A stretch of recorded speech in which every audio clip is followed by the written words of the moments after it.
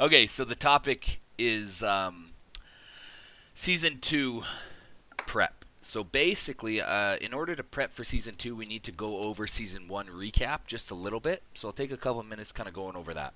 So basically, if you're a TTT member or a member of any alliance, we still have only TTTs. Perfect, so I can just focus on that. Okay, so if you're a TTT member, you go into... So go into your main... Sorry, I'll go back. Go into... If you're out on the world map, let's start there. We'll go back out into the world map. And you click on the Reign of Chaos little hub there. That thing's only going to be there for another... I don't know, how many days we got left in this event, guys? 9-10 days. And then this Reign of Chaos tab will be gone until the next season starts. So basically, you got 10 days left to figure out what this first season is about. But as far as where we're sitting in 14th, right? Right where we wanted to be. We said top 15 ideally, top 20 at the worst case scenario. So even if we lose the next one, I believe we'll fall on the top 20 either way. So as far as the next war goes, I don't have any. We might be doing RoG just for fun, or we might go hardcore and try and get Fox. I don't know. We'll kind of play it by ear as we go. We got a couple days to kind of to decide that. But either way, just if there's any people watching from other states, we're also going for Echo Legends. Together we can. Rag Future is ours. Full Scale War. We're going for everyone. So watch your back, everyone out there. All right. Was that better, guys? I didn't give any tactics away. Yeah. Totally diverted them Yeah, for sure. perfect. Now they have no idea. You clowns. Okay, so anyway, we're doing good. So I have 10 points that I want to quickly run through here. So the first point is participation. Okay. So on average, I haven't run the numbers exactly, but I will in the next 10 days. On average, we had anywhere from about 25 to 35 players on each war, which is not bad at all, which is really good. And I created this team with RoC in mind, and so everything I've done to this point is to help get active people that want to be involved in RoC. So I'm very pleased that there was 20 to 35 people pretty much every war from our team there. So that was very fun for me to see, and good job for everyone that's been contributing. But the most important thing, if I can figure out where I want to go, oh yeah, it's not War Day, so I got to do it. Alliance Intel, and then you can always check out our record if you go to War Declaration record. Okay, so there's all our wars. So our record, so we had 1, 2, 3, 4, 5, 6, 7, 8, 9, 10, 11, 12, 13, 14, 15, 16, 17. So there's 18 wars in the season. Every season is pretty much the exact same. So there's about 18 wars, right? And so for 18 wars, we had anywhere from 25. I should just go 25 to 30, okay? Because that's a pretty reasonable amount of people, and that's kind of what we had. So, like, you can look back at any of the wars and kind of see our participants, see kind of what happened. Last war, we were a little bit light. The war before, we had 32. You know, the next one we had 28. So you see the pattern here. Basically, somewhere between 25 and 30 is pretty common. 33 for that one. Oh, actually, I was looking at the wrong team. We had 28. Yeah, I don't know what happened to it. But basically, that's our average, is somewhere between 25 and 30. Okay, which is really good. I'm very proud of that. That was awesome. And that doesn't even include the countless members, probably 20 other members, that were on consistently cleaning tiles every single day. Because there's many people, if we go back one step to the Alliance Intel page, many people that got over 10k points that never even came to a single war. Okay? So that means they literally got all their points from cleaning purple tiles and tiling themselves.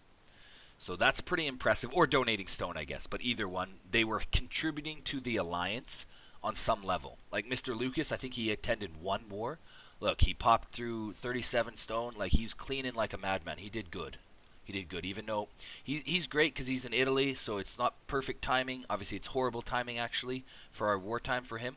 But he still got over the 10k points, and that's really what matters most in the first season. Seasonal contribution needs to reach 10k to claim rewards. So we have 37 people that are going to be eligible for rewards. So first things first, if you are participating and you are actively trying in RoC, and you are not at 10K, you need to haul ass in the next 10 days. Okay, take as many purple tiles as you can. Come to the last war, purple tiles and war, and tile yourself. Get full capacity in both your tiling slots, right? So 60 out of 98 and 15 out of 98, you stack those to completely full as you can for the next 10 days, and as long as you're within 1 or 2,000 points, you should still be able to pop over that. Because if we could get 50% getting rewards, that is a awesome way to enter into the next phase of RoC, which is preparing for Season 2. So we're almost right there at the 50 mark. We just need a couple people that are very active just to pop over that.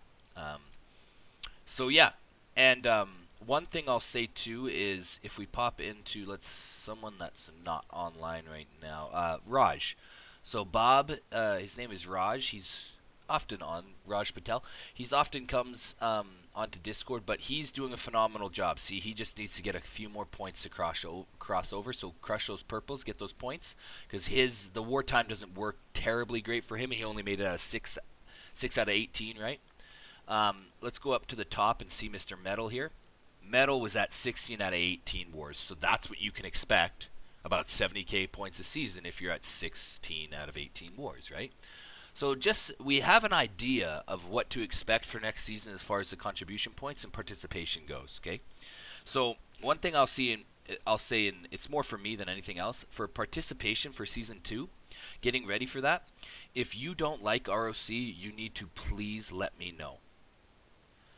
Because if you don't like it, then I will make sure that you don't get left behind, but you'll be put into a place or into a role that you feel good at and that you can also have fun. Is that fair, guys? Yeah, completely. Yes. Yeah, perfect. Yeah. Okay, I just want everyone to have fun, and you don't, like, everyone in the top 10 is a sweaty nerd, okay, on our team? Let's be real about that, okay? We can all agree on that. Everyone in the top 10 is a sweaty nerd, okay? And maybe even the top 20. All right. Actually, probably the top 20 is the sweaty nerds, okay? Everyone else is just kind of, no, top 30. Let's go top 30. Let's get Cray in there. He's a sweaty nerd, too. Yes. So if you're not in the top 30, then maybe RoC's not really for you. But just let me know. Communicate. Just like everything in our alliance, just communicate with me, and I'll find a spot for you if you want to do RoC in Season 2. And if you don't, we got a spot in our academy team, and you can just play the game, play COP, do whatever. But from here on out, just so everyone's aware, RoC is the game forever now. There'll be short breaks in between seasons, but that is the whole purpose of the entire game. And COP's running the whole time. So,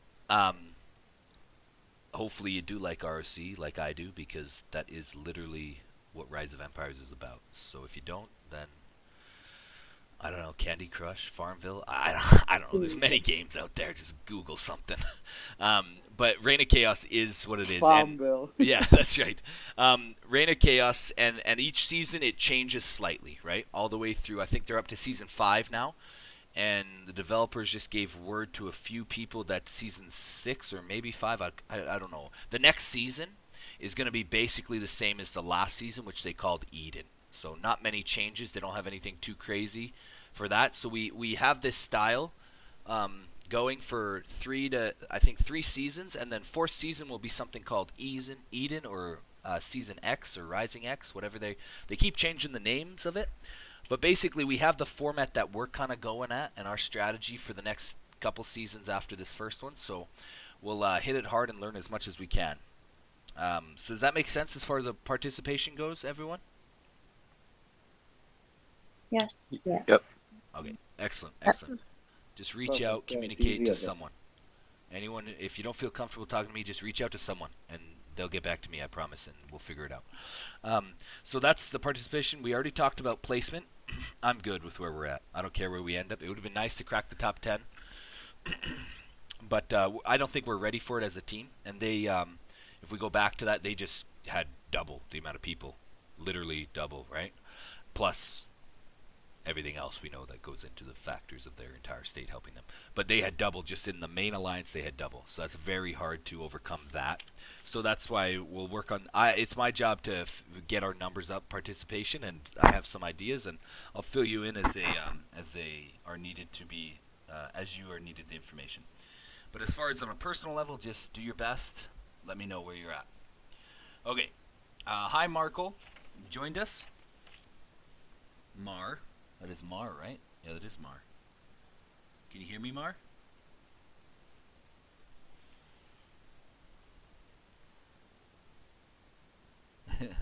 And then Rail is back. Hello, Rail. How are you, brother? Hi, can you hear me? Hey, yeah. Thanks for Hi. being here, guys. Hopefully the stream is working good and you can see it. But I'm gonna keep it on here. Okay, so then the third topic I wanted to kind of brush over was state efforts. Not much needed to say about that. We're just going to hopefully be able to work with a few alliances that, how do I diplomatically say this correctly? That are cool. Let's go with that. Let's just leave it at that. We're going to hopefully work with a few alliances that are cool and have the same kind of end goal as us as far as RoC goes. And so there's some more information to come on state efforts, but you guys don't have to really worry too much about that. If I need some help with that, I'll inform you guys. One thing, the next one is leadership. We will be shifting around the leadership after I've seen everyone battle, I've seen everyone war.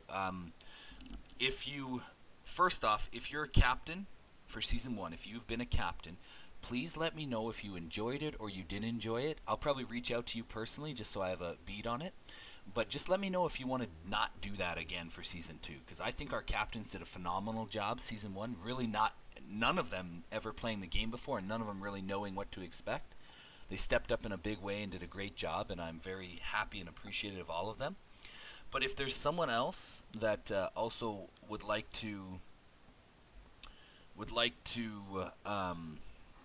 possibly lead one of our, so we have the 4 teams. We have attack team, we have defense team, we have pathing team, and we have cleanup team. If you feel confident and you want to try your hand out in like a co-captain, or what's the one? Assistant captain, that's the one. A captain and assistant captain. We need a bunch of captains for our leadership stuff, and we'll talk more as we get closer to Season 2 about that. But basically, it's going to be very similar to Foo's channel ideal, where he's a separate channel and he runs his team. We're going to run with that for a little bit, hopefully for Season 2, and then by the end of the season, hopefully we can all be in the same channel, and the captains are the ones that are just giving orders, and everyone's kind of on board. Does that make sense, guys? Yeah. Yeah. Yeah. Okay. By the way, okay. it's vice captain. Yeah, sure. That works. Vice captain. Is it, though? Vice captain? Sounds, Yeah. it Yeah, sounds don't be- stupid, Mr. You say Engineer. captain and vice. Oh man. Just kidding. Yeah, it's probably vice captain. Like I said, I'm not very smart, okay? So that's probably right.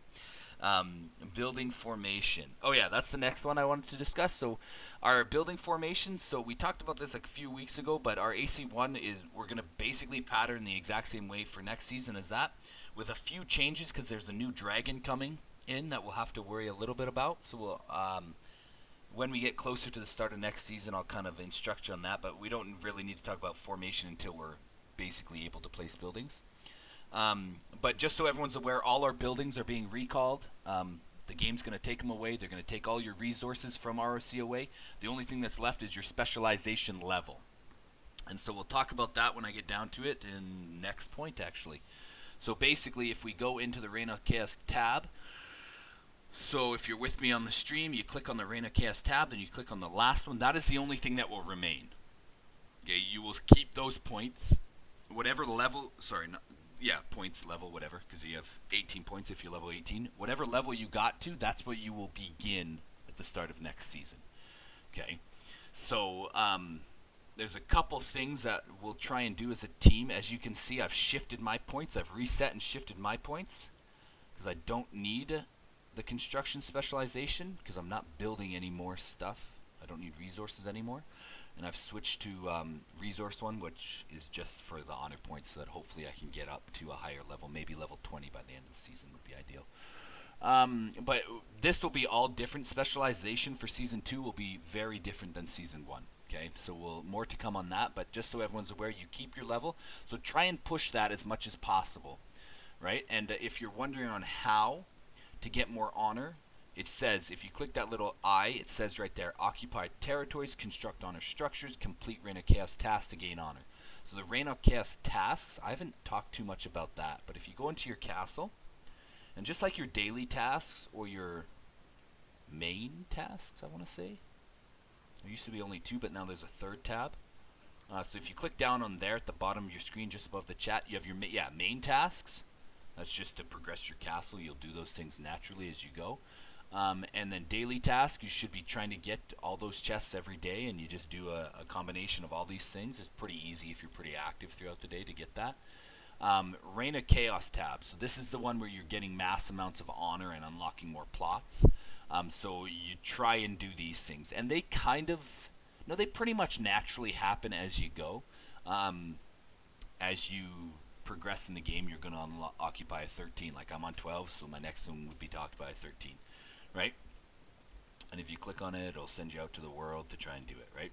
So that's basically specialization, how you get those. So that's pretty much all you got to work on for the rest of the last 10 days here, is just get that specialization up as high as possible, and yeah, basically just do everything you've been doing constantly and keep doing it, basically. And I will briefly touch on the reset of specialization here at the end. Let me just motor through. So we're on 6, 7, spending cash. Okay, so I haven't talked too much about this one. I did mention it once, but okay, so if you are a spender, medium, large, it doesn't really matter, because RoC is pretty cheap for spenders. This is what you do, okay?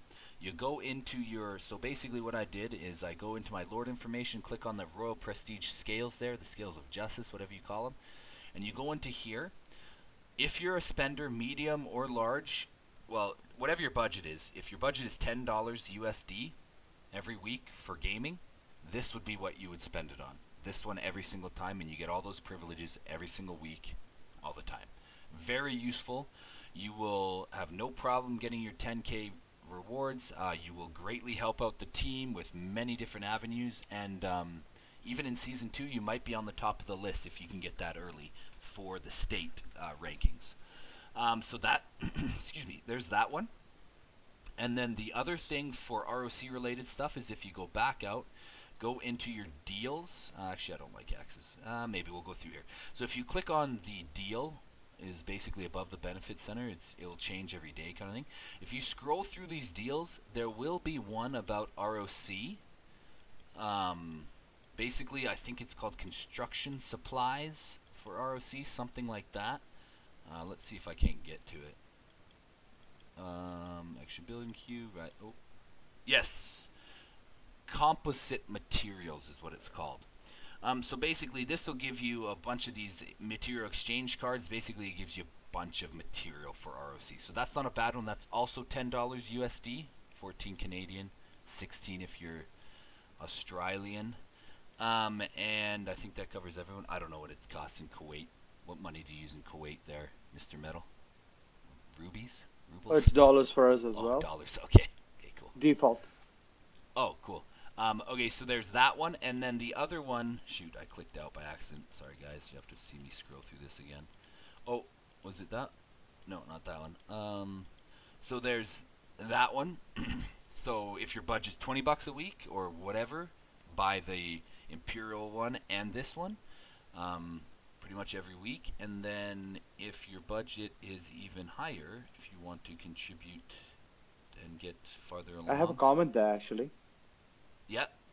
I bought that just once, not the 500,000. There was a 2 million one in the beginning. Okay? Oh, interesting. And I bought that, yeah, and I picked that up just once, and it pushed me up there, really quick. Yeah. And I didn't have to buy any more afterwards. I Good just had to call. buy the weekly. There you go. So yeah, in the beginning there is a couple different ones. So that's good that you mentioned that, because there is, I don't see it now, but there is that 2 million one at the beginning, and it's probably, if I had to guess, I would say it's $30, 25, 50. No, it's $100. It's $100 Oh, it's $100 directly. Okay. Yeah, 100. and what happens is it gives you that boost, and then you don't have to buy anything anymore. Right. You just because You just you're buy that. right up there, and Yeah, and then Yeah. you're pumping up fast. Perfect. So yeah, if you have like an RoC budget of like, I don't know, $100, $150, then yeah, go ahead and do that because that's a good one. Then the last one that has to do with RoC would be the combat training one. Not particularly crazy as far as RoC goes. It just allows you to get some more XP for your heroes. For those Season 1 heroes or Season 2 heroes, this is a good way. I did it today without the training order, and basically it is crazy good. 200,000 experience compared to like Marauders giving you like 40k. So, and that's just the basic without the training order package here from this package. So really good if you need to boost your heroes up to that level 50 mark or level 35 if you're trying to get them awakened, any of that stuff. But yeah, that's the spenders. So just so you have an idea if you're a spender, then the last one I want to talk about is the Hive. So Hive, or kind of I guess alliance center formations. So if we zoom out, we will be doing the same thing. We will find a corner of the map, and we will be in the corner, and then possibly we might have other people kind of creating a mega hive right now. So I don't have any confirmations or anything. That's kind of what I'm working on, is creating a little bit of mega hive, but it will only happen if we're in the corner. So it'll probably be other alliances that aren't in the top 20, right? Just because I don't want to make anyone in the top 20 feel like we're taking the best spot. So we will coordinate with people that aren't in the top 20, and maybe not even the top 40, like ODC, for instance, right? Percy's team, great team, awesome guys. They did a phenomenal job. They allowed us to push the rally points from, well, in the middle here. We probably should have worked on that one side a little bit more, but that's neither here nor there. They pushed for the middle. They pushed the rally point to another 200 to 250k out with their farm alliance got in there too. Like they did a great job. So we'll be probably working with Percy again unless he has other plans. I haven't spoken to him recently. And then maybe some other of the other alliances in the state in the top 15 that didn't quite make it where they wanted to. We'll kind of get them into the mega hive idea. So yeah, ODC's barely. If they win the next one, then they can get some rewards. But I know like LOV possibly. LOV kind of joined us later on with our hive, if I remember correctly. They just kind of did it, which is cool. I mean, they didn't really need to ask. They just kind of did it, which is awesome for us. And they protected this side. I think if we scroll down, LOV was over here. Yeah. So basically, if you remember last war, our only vulnerable spot was where they put the rally point. Now imagine if we had one more alliance that wasn't really like super crazy about RoC, but was willing to help us out over right here. Then we would have only had to defend at AC2 and AC4. You see the benefit of that, guys? Would have been huge, right? Yeah, that'd be awesome. Yeah, so that's kind of the idea, the formation I'm kind of working on right now, just so you guys are aware of that, is we'll get them in there and we'll create, hopefully, well the idea is we tried to do this with Hell and Rag and everyone, but I think everyone was just a little bit too new, which was fine, and Hell and Rag are doing phenomenal without us over there, so yeah, I hope there's no hard feelings there. I was talking to Timers, he's good on Rails here, so I imagine there's nothing wrong there, but they're right here with us. Move. What's that? I was like, dick move. Oh yeah. Well, you guys are ahead of us, so fuck you. That's fair. Yeah. No. Yeah, it's good, but obviously there's some other alliances that could maybe be contributed in, because like honestly, most of the people we went up against, well, you guys know, right? Like it was like 150, 200, 250k to get to their AC1s. Basically making it impossible, forcing us to go for other options, which is kind of what the idea is, which is the best idea in that defense. So, I don't know, maybe we'll be working with Hell and Rag again later on. I don't know, we'll see. I'll be working that angle either way. So that's the Hive idea. Then one more, basically. Oh yeah, I just wanted to mention out-of-state allies. Now, I'm not too keen on this idea at all, but obviously, like Corcat. Oh, look at this, Miss Corcat. Is that you dressed up as your wife, Corcat? Or is it actually like your wife? Are you here, Corcat? There's someone called Miss Corcat in this chat in this call right now listening to my voice. Yeah, it's They've been here a Corcat's while. wife. Okay. Awesome. I didn't- Welcome them. Hello, I am Corcat's partner. Yes. Oh, Partner. cool. Pardon me, Awesome. pardon me. Welcome. Thank you. You play? Like, Yeah, I do play now in the same alliance as Corcat. oh, that's phenomenal. That's so great to have you here. That's great. Sorry, I thought it was Corcat just messing with me, honestly. So I apologize. Hopefully I didn't offend you at all. But yeah, that's great. We are excited to have you here. But yeah, so basically, like ROG's obviously great friends. They're super awesome. They invited me over to their Discord, and we're chatting over there a little bit about the next seasons and stuff. So honestly, you know my stance on out of state allies. They don't exist, and to prove that, we're gonna fuck ROG up in war. But pretend you didn't hear that, Miss Corcat. Thanks. But we'll probably have a friendly duel with them at the end of the season here. But basically, we probably won't be doing anything with out-of-state allies. Just so you're aware, same stance as that, unless developments happen throughout the season that we need to shift to. And also, then the last one is just day-to-day priorities. This is the last thing I want to touch Yeah, on. that's all understandable. Yeah, awesome. Thanks so much. Yeah, so day-to-day priorities. So I just wanted to map out what to do in RoC briefly. So this is very important. If you don't know what the fuck you're doing in RoC, this is the part you should be paying attention to. Okay, so RoC basically runs like this. You come online, you click your Arena Chaos tab, you click into your honor structures, check your frontline workshop, refresh it, do whatever you want, do there. Before you check that, maybe you can even harvest, that's probably better. Let's start with that. Harvest, go to territory, harvest, check your frontline workshops, make sure none of your buildings are burning, just go down and see if anything needs to be repaired, maybe your alliance leader moved them, whatever. Heal your troops if there's any in the coalition. Come over, check your specialization, see if anything cracked over, use your points, do whatever you need to do there. If you bought your little vouchers as part of that Imperial investment, then use those vouchers, right, Metal? Don't save 50 vouchers for the end of the season.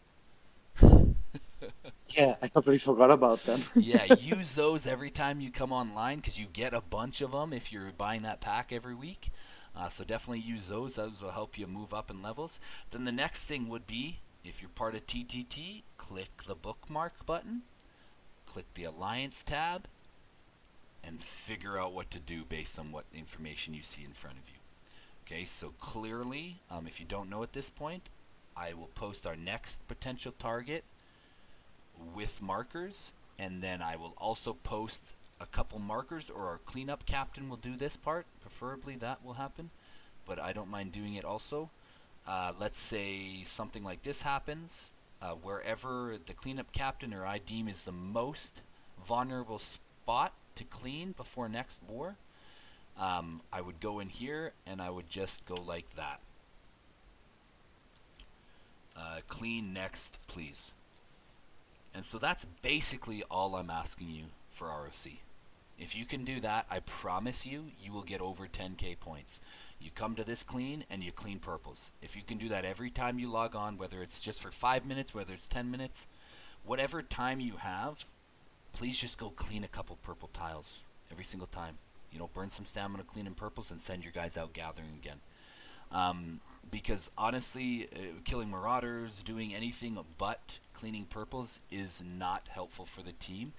And for Season 2, it's a little bit more hardcore, and there will be a little bit more stipulations to staying in the main alliance. And that will be that you have to put in effort, whether it's coming to war or at the very least cleaning purples. And if you don't like that, that's fine.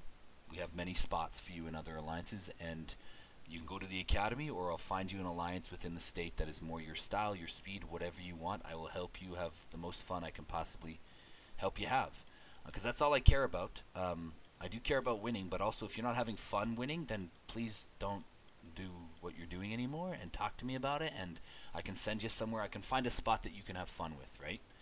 You can do whatever, but that's what we will focus on as TTT, is those main 10 points. And I just wanted to give you the overall list right now because that's what I will be talking about for the next month or so as we prep for Season 2. Those 10 things is all I will be talking about. Every QA, every time I get a chance to talk to the team, that's what I will be talking about. Does that make sense, guys? Yeah, of course. Okay. Yes. Yep. Excellent. Let me just see if anyone else popped in real quick. No, we're good. Miss Corcat. I'm still convinced that it's Corcat with a voice changer and a wig. What do you guys think? I'm leaning towards that one. All right, no one else is. Tough crowd. Okay, next. Okay, so then, yeah, that's it for what I have, the talking at you portion of tonight. Let's open it up to any questions about anything that I've said, please. Any questions. And so just so everyone's aware, if you're on voice, you have priority for questions, and if no one's asking questions on voice, then we have a submit a question channel in BrotherW gaming server here. We have that spot. And then we also have the general ROE chat. You can put a question in. And then if you're just watching on YouTube, you can also use the YouTube thing there. But if you're just watching on YouTube, I would encourage you to come to Discord because it's a lot easier to communicate with us through Discord.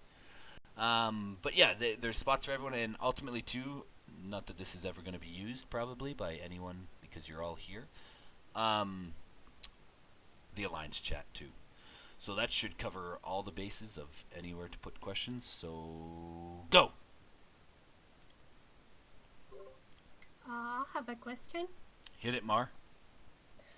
So, for the next season, you said that we can keep the stones, the specialization, of course, points, and the stones we're buying from the store, correct?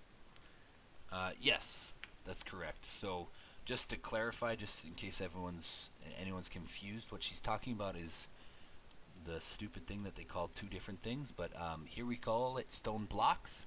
When you go to purchase it from the store, it is called bunch of rocks. So well done, developers. You're nailing it on consistency. It will be called bunch of rocks. So yes, you can go ahead and purchase as many as you want, and I would encourage you to purchase as much as possible because for Season 2, there will be a requirement to donate 30K minimum. Most of you here have donated at least 30K, so I don't see that being a problem for anyone that was super active this season.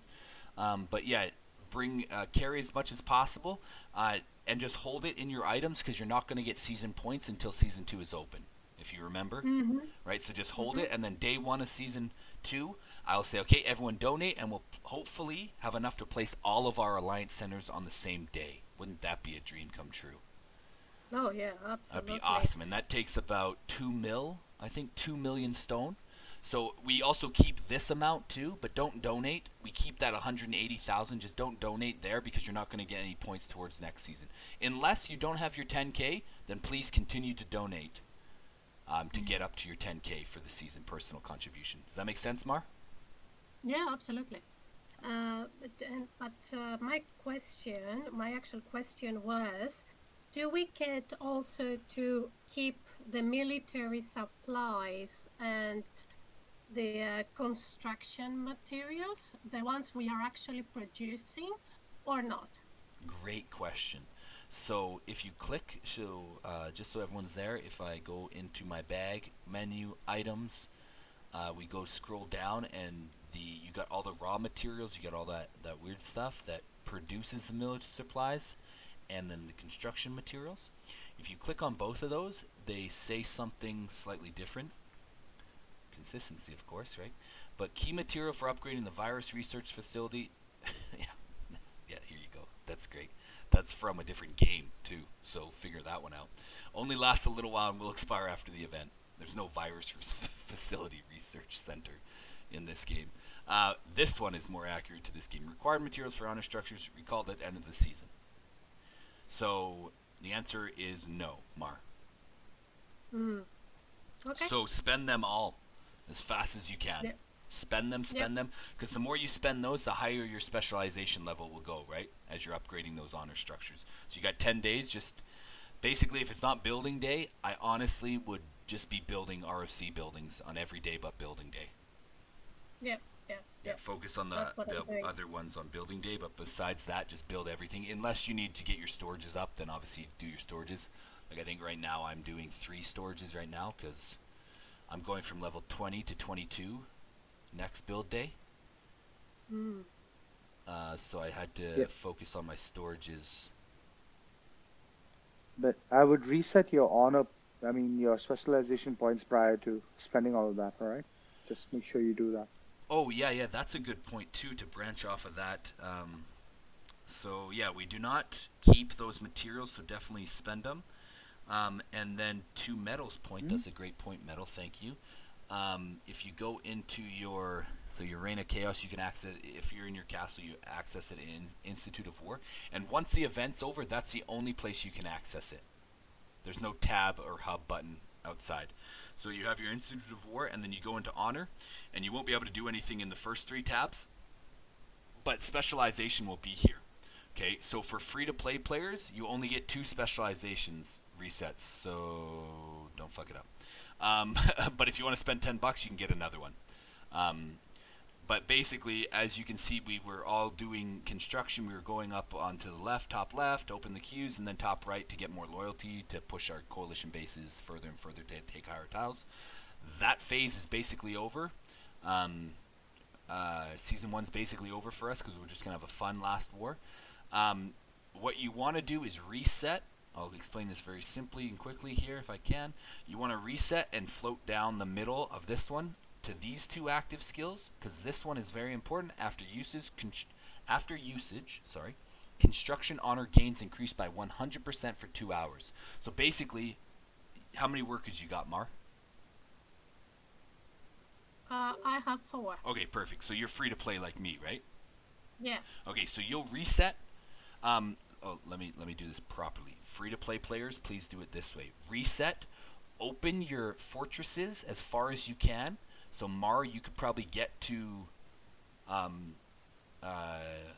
AC 3 fortresses, because 1, 2, 3, that's 9, 10. Yeah. You might even be able to get to AC 4 fortresses. So Mar, reset, go down, open all those fortresses, place those fortresses, then reset one more time, and then go down that line just like that. Oh, okay. Yeah, so you're going to reset twice at the end here. Does that make sense? Yeah, okay. Now, spenders do the exact same thing, Wait, but you do I didn't have a little understand bit. that. Sorry. You have a little bit more flexibility if you're a spender because you have more than the 2 resets. But basically, you want to open more honor buildings so that you can upgrade those honor buildings too. Because the more buildings you can upgrade before the end of the season, because like for instance, let me show you an example of this. So, if I go into my honor structures. Okay, so all my honor structures are above level 10 except for my 2 fortresses. So that's really all I have that I can upgrade at the end here. Simply because if I go into like this coalition base, and say I want to upgrade this coalition base, it's going to take 4 days. Does that make sense? So that's why it's very important to open those other fortresses so that you have something to upgrade for the next 10 days. That is going to finish. Because if I upgrade all of my 3 buildings here, or my 4, I have 4 workers. If I upgrade this, I can only do it like once or twice, right? And then I won't get to maximize that active skill from the other reset here, this active skill, which is after usage construction gains increased by 100%. And it's only activatable every 8 hours. So I won't get to use that too often if I have to wait 4 days for all my buildings to be done. So are you telling me I could have had more fortresses? Yeah, 100%. Shit. Yeah. Oh, crap. It doesn't matter too much for this first season, Metal. That's why I didn't bring it up. But for next season, we will all open our fortresses first. And then we'll reset. Everyone will open their fortresses first, and then reset to the queues. Right at the start of the season. Because we'll all have enough to open, hopefully, all of the fortresses all through the ACs. So basically what I mean by that is, say this is start of season, all my points are recalled, I'm at level 18, I swing down, open up all these fortresses, I click reset, I use my reset, boom, and then I just swing and open the queues because I need to be burning material really fast again because we start at tile level 1 again, right? Yeah, So yeah. we start at tile level 1, so I need those military supplies so I can upgrade my coalition base camps, get 2 queues open, pop over to the right. That'll all be the same for the first couple weeks, and then the moment we get to 16s, then we'll reset again, and we'll either hit some war efforts or we'll hit some honor efforts, depending on how high we want to bring our specialization level. So it'll be different. Specialization will be completely different after the first week or two of season 2. Does that make sense? Okay. But Yeah. basically, not to confuse anyone, what you're trying to do right now is reset once, put all your points to unlock your fortresses. You'll get 2 per time. So that should give you 6 more buildings that you can upgrade from level 1. Right? So you can upgrade those right away, very fast, very easy. And then reset, once you've placed those, reset again, because those buildings stay there. And then you swing down the straight line, because each one of these you get honor grains after building or upgrading structures. Okay, you swing down there, and then you use this one every 8 hours when things are finishing. Hopefully you lined it up good, and you lined it up into 2-hour swing, and you have 4 buildings finishing every 8 hours kind of thing, so you can use that every 8 hours. And then this one is a once a day thing. And it's super awesome. Gain a large amount of honor instantly. The higher the honor structure level, the more honor you will be gained. So get that going right away, and hopefully you have more points in it than me, and you'll get tons more honor, thus pushing your specialization level even higher for the last 10 days. I don't have more points than you because if you remember, I joined quite well after 2 weeks already. Oh, in, right. RoC. That's right. So what level are you on? I think I'm 1 or 2 points away from unlocking the third skill. Oh, the Q? Is that what you said? Yeah, the Q. Okay, so you're at 17 then, I believe. Or, no, you're less than that. Yeah, I'm less than that. Specialization. So that's 9, 10, 16, 17. So you're at level 16. Yeah, Okay, exactly. Perfect. So you're not too far off, but you can do the same thing, Mar. You'll just won't get down too far, right? You just won't get as far as I did. So you probably won't unlock that big skill at the end, because I barely made it at level 18. So you won't unlock that skill. But mostly I meant anyone like Metal. Metal, what level are you at specialization? Presently 24. Right. So you'll be able to slam through this, fully max that, and you can even put some other points in some other stuff. Probably the ones that give you more honor when you're upgrading buildings. That makes sense, Metal? Right. Yeah, absolutely. Yeah, but make sure Because you I unlock just those realized I got fortresses. 10 days. Yeah, unlock those fortresses Yeah. with a reset, and then reset again and unlock these, and then use them here. You just gave me shitloads work to do. Yeah, I mean it takes about 15 minutes, right?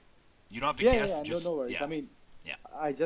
no, I reset once and Okay. I just went all green without opening the fortresses. But I've got 4, 5 more resets. Yeah, you Or get more, you actually. get a bunch. You get a bunch as you go if you're buying that pack. So that goes for any spenders that have Yeah. bought that pack. Rayo, what level of specialization are you at, brother? He might just be busy, so he might just be listening. Oh, there he is. I'm at 20, but I want to say 6 or 7 of our guys are at 30. Okay, excellent. Yeah, Geronimo's probably way the F up there, and same with Let's not talk about him. yeah, he's way up there. I saw someone else that's way up on the list from your team too. Where's that list? Oh, that'd be YFD, I bet you. Yes, I believe that was the one I was talking about. Cavanho's up there too. Oh, yeah. Yeah, anyway, definitely let your guys know if they haven't reset that they should do something like that. I mean, you don't have to follow. Anyway, this is what TTT is doing. Figure out your own thing if you don't like it. But it's definitely a good thing because your resource queues, your loyalty is basically useless at this point in the season. Right? You have one more war, and you're probably not going to push. I mean, maybe you push it, but then you got to find a 16 and get in position. And I don't know. It's up to you guys, honestly. But basically, after that last war, then you'll be wanting to reset something similar to this anyway. And get those, because then you have the tally week, which is the last 7 days tally week, where we collect our rewards. But then you can also continue to upgrade your honor structures, so you get more specialization levels and all that stuff. Does that make sense, guys? Yep. Yep. Awesome. Awesome. Absolutely. Yeah, that's a good question, Mar, and thanks for your input, Blood. There, appreciate Blood. Yeah, Blood. Thanks for your input, man. You're always awesome. But Metal, thank you. Yeah. Just a quick. I have a quick question as well now, Yeah. because you said we can increase a lot, of our what you call it, experience of the heroes. Now, I haven't reached 50 for my class yet. Yep. What I want to know is, should we do that prior to heading to season 2, or should we just concentrate on this right now? For instance, the specialization points. What would be more ideal? Okay. Or should we do both? You can do both because you have many resets, right? So you could do a little bit of both. Yeah. But Yeah. free to play, definitely do the honor, so specialization number, because they'll Okay. be lower than yours, right? Like Mar, for instance, and me, we're 16 and 18, so we need to focus on getting that higher, so that we can Correct. still be competitive in season 2 with the people that are at like fucking level 30 and 35. All right, we need our as much edge as possible, so that we can still compete. So with those people. there is a point to get to 50 anyway right now, even with our season 1 hero. With your heroes. Okay, so this is what I'll say, okay? Everyone's got whatever opinion they have about heroes. This is my opinion. I'll simply put it this way. You need one good legion. This is my opinion. You need one good legion to fight outside of RoC. Okay? And so if we're focusing on something, it's the same focus I've always had for everyone. It's you need to get that one good legion with 3 woke, whatever you want to fucking say, skill unlocked. On your class legion, you need 3 unlocked skills, and then if you can max those ones, go for it. Like for instance, my Hurricane's pretty good. Like I only have 2 more skills, and I just got another orange. Yeah, I got another orange today, so I just need, what's that, 4 more oranges, and then I can max him. And so this is what I'm doing, okay? Maybe I'll say it this way. This is what I'm doing, Metal. I will have 3 of your base heroes fully maxed in my class legion only. And then what I will do with season 2 heroes, because it takes a hell of a long time to even max them, or even season 1 heroes. It takes a long time to max them unless you're spending a bunch it does. unless you're buying like thousands of scrolls every season, right? Yeah. Even as a spender, it takes a while. It takes a and lot you are of spending money. quite a lot of time. Yeah, it takes and too much money. Yeah, for sure. and I've got a budget. Yeah, I've got a budget. Yeah, Yeah. and that's what most people have, is some sort of a budget. So basically what I would say is focus on getting 1 legion of fully maxed. If you have 3 S1 heroes already, max those guys to 50. As long as it's compatible, like all in one, like one troop type. Like don't have a fucking archer guy, and like that doesn't work. If you have like 3 cav heroes, if you have Bulwark, Iron Hand, and I think it's not Iron Hand. It's Ebony Knight, and they're just right here. Ebony Knight, Lionheart, and Bulwark. Say I had those 3, that's who I would focus on maxing to 50, but I don't have those 3, and I probably will never get those 3 heroes, so I'm just going to focus on Rage, Dual Blades, and Hurricane. Once those are maxed, I will not focus on my other heroes. I haven't put a single, except for this guy, because he was actually my first hero. But let's pop into someone that I got recently, El Zorro, okay? I only have been using those because I did not have another person awoke until literally this week. I just got Rage, North Rage. But basically, Demon Spear, here's an example. I haven't done anything with Demon Spear. I put a little bit in here so that he could gather a little bit better, but I won't do any more things. I'm not going to max him by any means. Any levels he's got, that is purely from just killing marauders or gathering or just doing normal shit. And so I focused all my energy, and for a free-to-play player, almost having Hurricane maxed, that's pretty good in my opinion. Okay, I've been pretty lucky with orange medals. I haven't been lucky with duplicates of the ones I want, but I've gotten random orange medals. I had a ton of dual blade ones, and so I was able to unlock some of these other skills, and so Hurricane will probably be the first one I get maxed. And then hopefully do a North, and then because what happens then is, yeah, it'd be nice to save everything for the season 2, But the thing is, go down to Season 2 works the same way as the Season 1 heroes. Go into Bulwark and go to her bottom row skills. She can't use, except for that one. Yeah. But Season 2, that's not the same for Season 2. You basically need duplicates, triplicates, and like quad. You need 4 of every Season 2 hero to fully max them. Right? Because if you go into their skills here, they need one of their own and plus another one, right? So basically, I want to be competitive as a free-to-play player. I need to have a class legion that is fully maxed at some point, and I cannot wait till Season 2 heroes, or I will start lagging behind and I won't be able to fight in KEs. Does that make sense, Metal?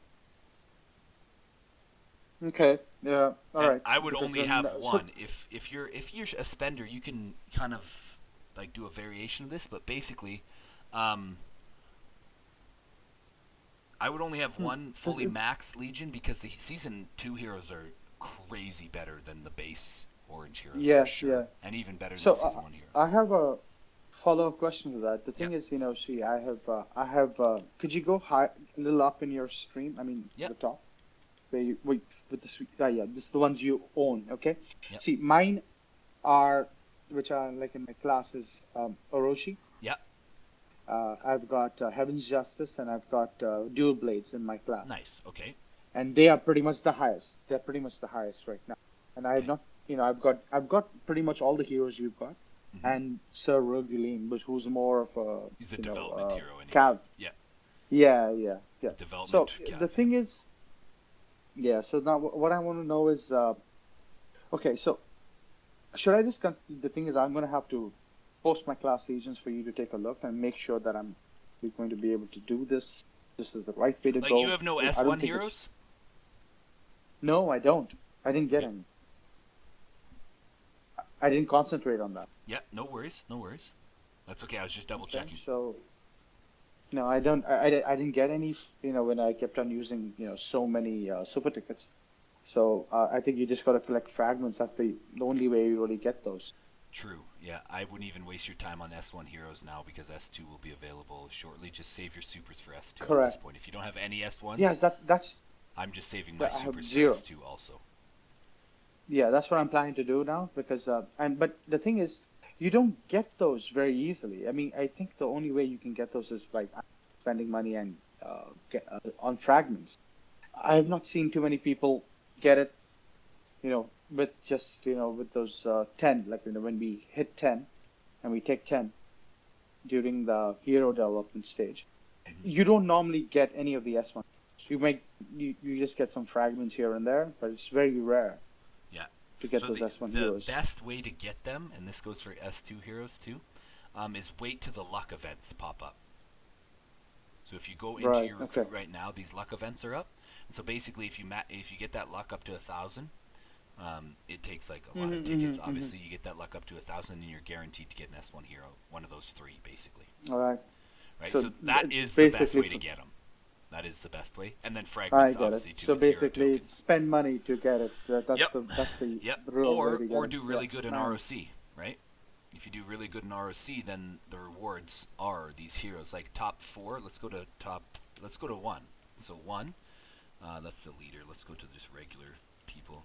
So you can be used for 1. You have a 100% chance. You have 3 tickets that'll give you 3 S2 heroes if you're number 1 in RoC. Oh wow. Yeah, so Kaz probably gonna stay there, I imagine. So Ka I will can't s- get all of their people will get at least 3, and then their leader will get even more. Right?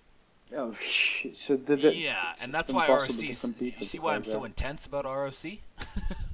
Because it's fucking crazy I see, good. I see. It's crazy good. But at our spot, even we still get some decent rewards.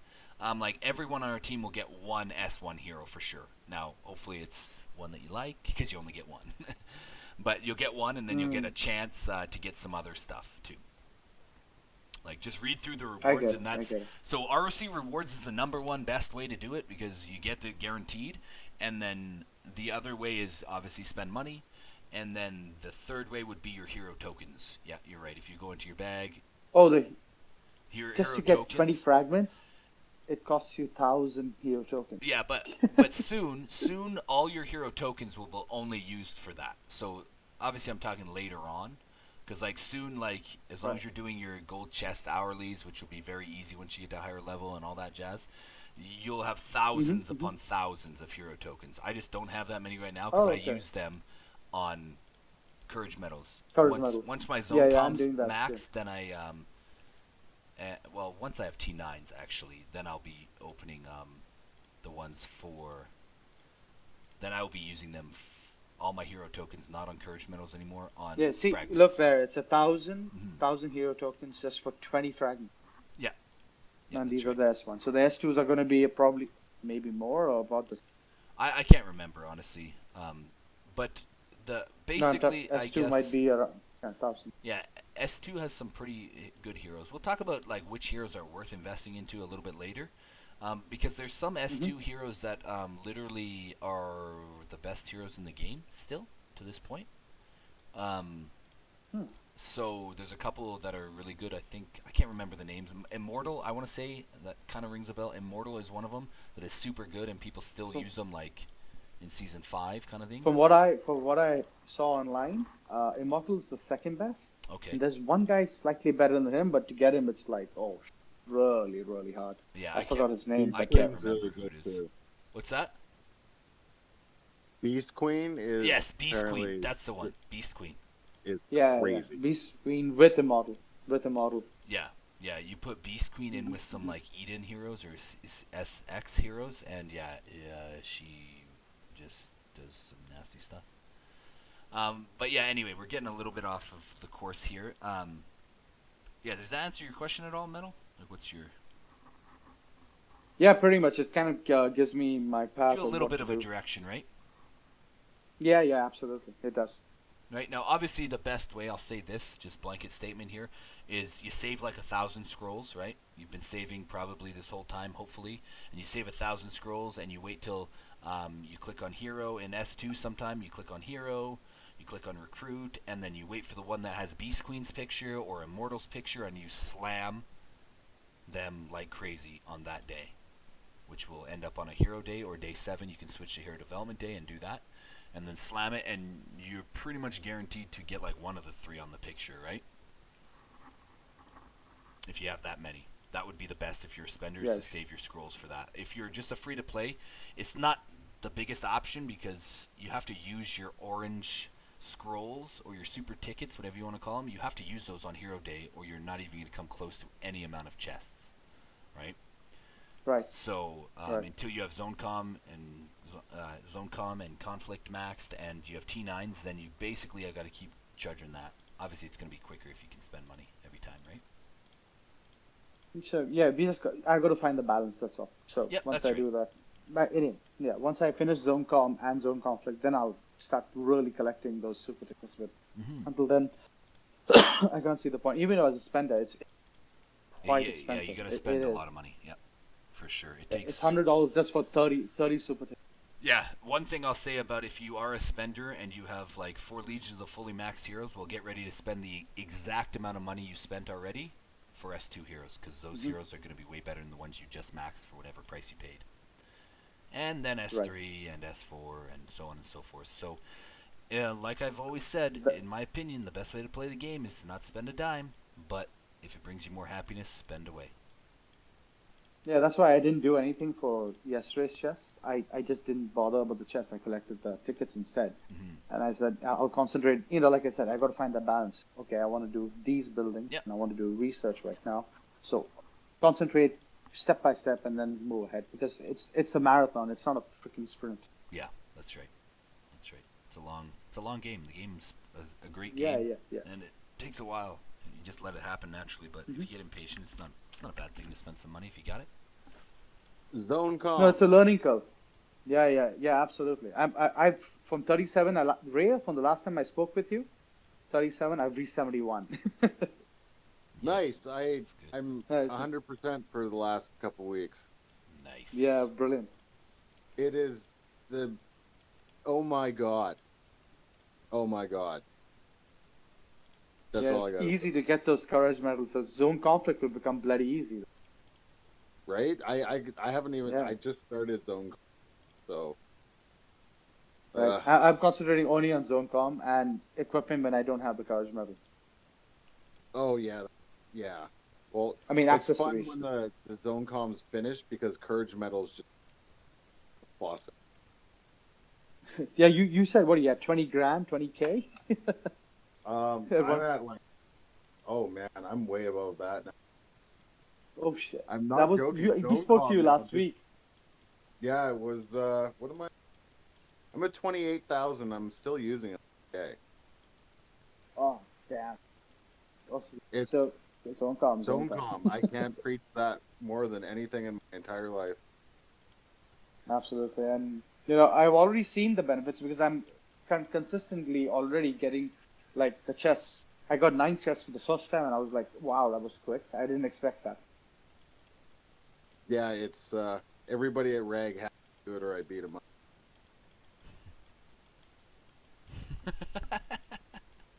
I like that. Except for Derek. I'll let you talk. What's that? I said except for Jared, nobody. Yeah. I'll stop. Well, now I've got 2 things to concentrate on. That's get my specialization from 24 to at least 35 before in 10 days. That's in 10 days. I got to do all this stuff. Yeah. Yeah. Gives you something to do Yeah. at least, right? That's Oh what the yeah, best it's part brilliant. about this I've got game is you always get something to do, man. Yeah, I love that there's a target. When there's a target, it's easier for people to play the game. When you've got okay, I've got to finish these few things. It makes the 10 days go fantastic. You really know what you will do. Yep. And it's good when you're just doing random shit. Yeah, for sure. Yeah, awesome. Okay, perfect. Thanks for the question, Metal.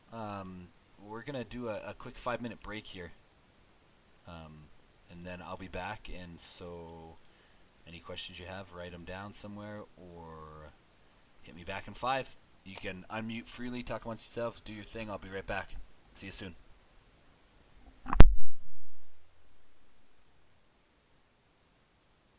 Zone com.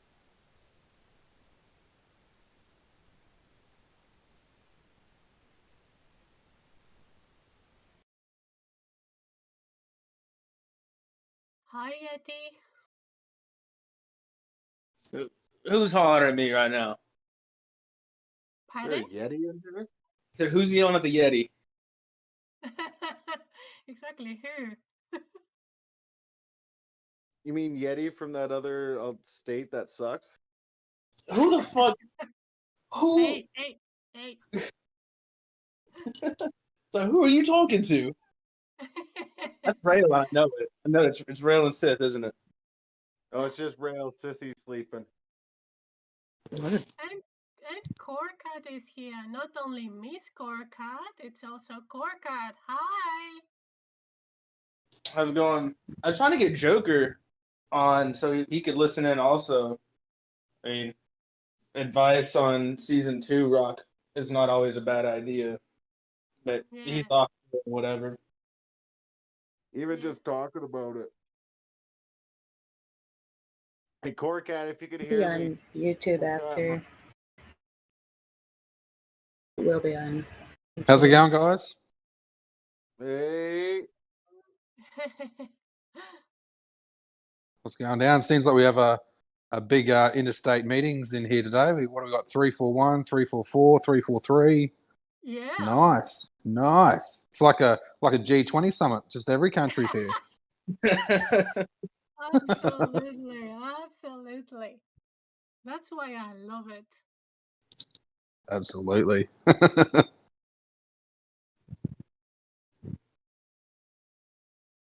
So we were just talking about ZoneCon before. I think BrotherW, I just joined at the back end of that conversation. Zone com 24/7. If you do anything else, you're crazy. 100%. Once you get ZoneCom done, it is the biggest game changer you can have out of research. It is honestly, when I got it done, I didn't believe that it would make a big difference, and damn was I wrong. It was like, yeah, every day. Dude, I used all my courage medals to get Zone Com done, and I now have 28,000. Like, what the? Okay. Yeah, yeah. Oh, yeah, I had about 30,000, but then I've just been smashing cavalry training and finishing zone conflict. So I've got like 300 now. Nice. Because zone conflict is where it gets very expensive towards the end. So you want to really get zone com done, save for a little bit, and then because the back end, like the last few in zone conflict, are really expensive. And then now, I think I'm about 5% away from T9s. It's just Damn. ridiculously. It was ridiculously expensive. Like it is. Like I think every upgrade is like over 7,000 courage medals almost. It's getting towards now.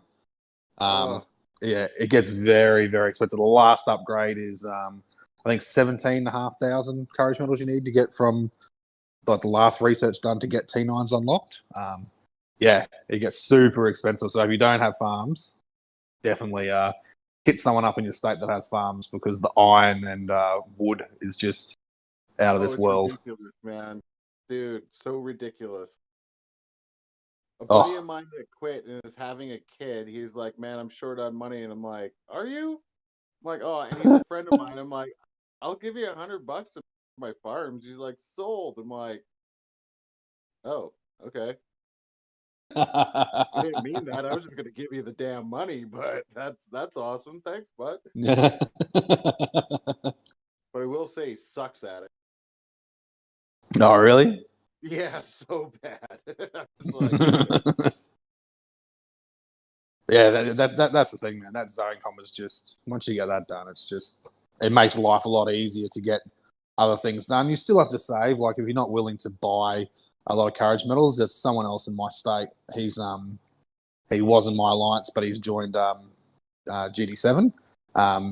He had just finished T9s. He had to buy a fair few. But you know, if you're a spender and you can afford that, then yeah, absolutely smash the absolute donkey out of it. But yeah, I'm just going to try and save the Zocom ones. Yeah, as World says, basically, whatever makes you happy. Yeah, exactly right. Exactly right. That is so true. I go in sprints. I do like a month of, okay, well, I'm going to spend money. And then I do like a month of, I'm not going to spend a dime. Yeah, you get your bank statement and you're like, damn, I can't spend any money this next few weeks. And then I just noticed a cumulative purchase has come into the game for today. So there's always good rewards from that. So I might have to dump $100 or $200 into the game just to get some extra rewards out of that. I hate that one. That one's addictive because you're like, well, we're pretty close, you know. If I just go a little farther, it'll be okay. And then you're like, Yep. Oh no, that one. I think the Hero Rally one that there was like weeks ago. They were just like, you just get it and you're like, oh, it's only another 100,000 gems. Oh, you know, you got 40,000 gem packages. You're like, it's only 2 or 3 that I really need. Yep. Right. Yep. Yeah, it's addictive. It's like gambling at the casino. You just want more. Oh, right. Oh, man. I'm lucky enough where I don't technically spend it on myself, so I have to spend so much money on entertainment to get a better trade-off. So spend a certain amount on the game. Yeah, exactly right. Yeah, no, if you don't drink or you don't smoke or you don't gamble, then if you have this as your poison that you want to spend $100 or so a month or 200 or 300, whatever your budget is, then yeah, go for it. Like the game can be really fun, especially Reign of Chaos. Like I hated it at the start, even hated it more when there was a nasty little level 15 tile in Zone 4 of our state. That had nothing to do with us. I swear to God.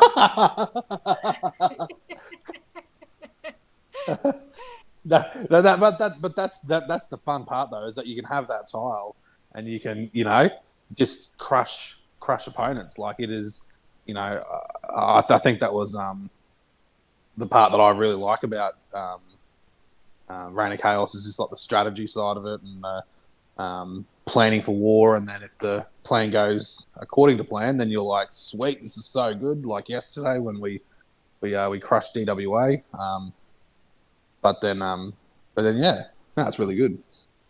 I just need to get to level 15 tiles faster next season. Oh, that's we have a plan of attack because we went into this nothing, and well, Yeah. Rag, we're tiny, and we're doing pretty good for what we are under the participation, but a lot of it is, I mean, I was supposed to be one of them, but I was offered 2, so I can only take 15. Yeah, But I mean, Geronimo, he could take 16, so it was like whatever we could do to get him to get to tiles, like we burnt out ourselves to get him higher point. yeah. So at least you had a couple of guys that were going after the big tile. Yeah, for sure. Well, I think that's pretty much what Core did. I know that EON last night were just being absolute pests in our state. They just, while everyone was at war, they sort of snuck in a back door somewhere and just tiled the donkey out of our state. We finished war with, or we finished helping GD7 in their war, and we went and just did a bit of a look to see, what the state of the purple tile situation was, and they were just like the plague. They were everywhere. They were absolutely everywhere, and I think that's the smart strategy. You get in, you get your people to tile as much as you can, and throw a bit of distraction down, and get your strong people. Like, what's that strong guy's name in your alliance? Geronimo. Yeah. Geronimo. Yeah. Get him into zone 4, and then just tile the donkey out of tiles like 16s. That I can't take 16s. I can barely take 15s now. So if there was a 16 there, you're screwed. Yeah, And that's a good strategy. That's a really good strategy. We got that with a few people, man. Like, because we're all about like, guerrilla warfare. What is regs? I know regs are different. We got like 3 strong players, and the rest are all just little guys. But I mean, we all work well together. And that's the key, man. And that's what I've been saying to my guys in RoC is, you can, no matter if you spend a lot of money, you don't spend a lot of money, it's communication and execution of a plan. If you have a plan of attack and going into an opponent, and you can devise a good plan and you can communicate that plan good, then your chances of winning greatly increase. And participation, obviously participation too. Like, start of the season. Yeah, start of the season, RoC. I think there was one war we went up against. I think Poseidon or someone like that. We were down like rank 35 or something, and I think we got 9 players active for that war, and I think we ended up trucing for that war because it was just impossible to win. But now we're pulling much better numbers. So things like Discord, Viber, they really help try and get more people online, better communication. We all switched to Discord too, like our attack teams, our defense, and all that sort of stuff. I'm talking. Yep, exactly what we did. Yeah, we have our war voice channels, and you can split up into teams and do all that sort of jazz. So it just makes it a lot easier, and it makes it easier for me. I can just jump into each war room and see how we're going, and then sort of just open my game and just watch what's going on. And then I don't have to burn my stamina, trying to get someone back on the right path of tiling or something crazy like that. Yeah, you're the big boy. You gotta hang tough and do nothing. Pretty much. I just hang out by the top of AC1 and just hope we don't get Geronimo or someone with that's slightly stronger than me, because there's plenty, and that's what I say to everyone. In my alliance, they're like, we've got Corcat, and I'm like, you've got Corcat, but there's still plenty of people that are stronger than me, and all it takes is maybe a couple of pieces of gold equipment, and they can beat me. So, that's the thing, that equipment. But I mean, you got your zone call, man. Equipment's gonna come super easy. Yeah. Well, that's just what I'm working on now. So, I I've just been doing actually accessory production. I just dumped a whole lot of Dragonite into that on research day. So I need to save up again before I can get more gold equipment. But I just don't have the Dragonite to do it because I spent so much the other day.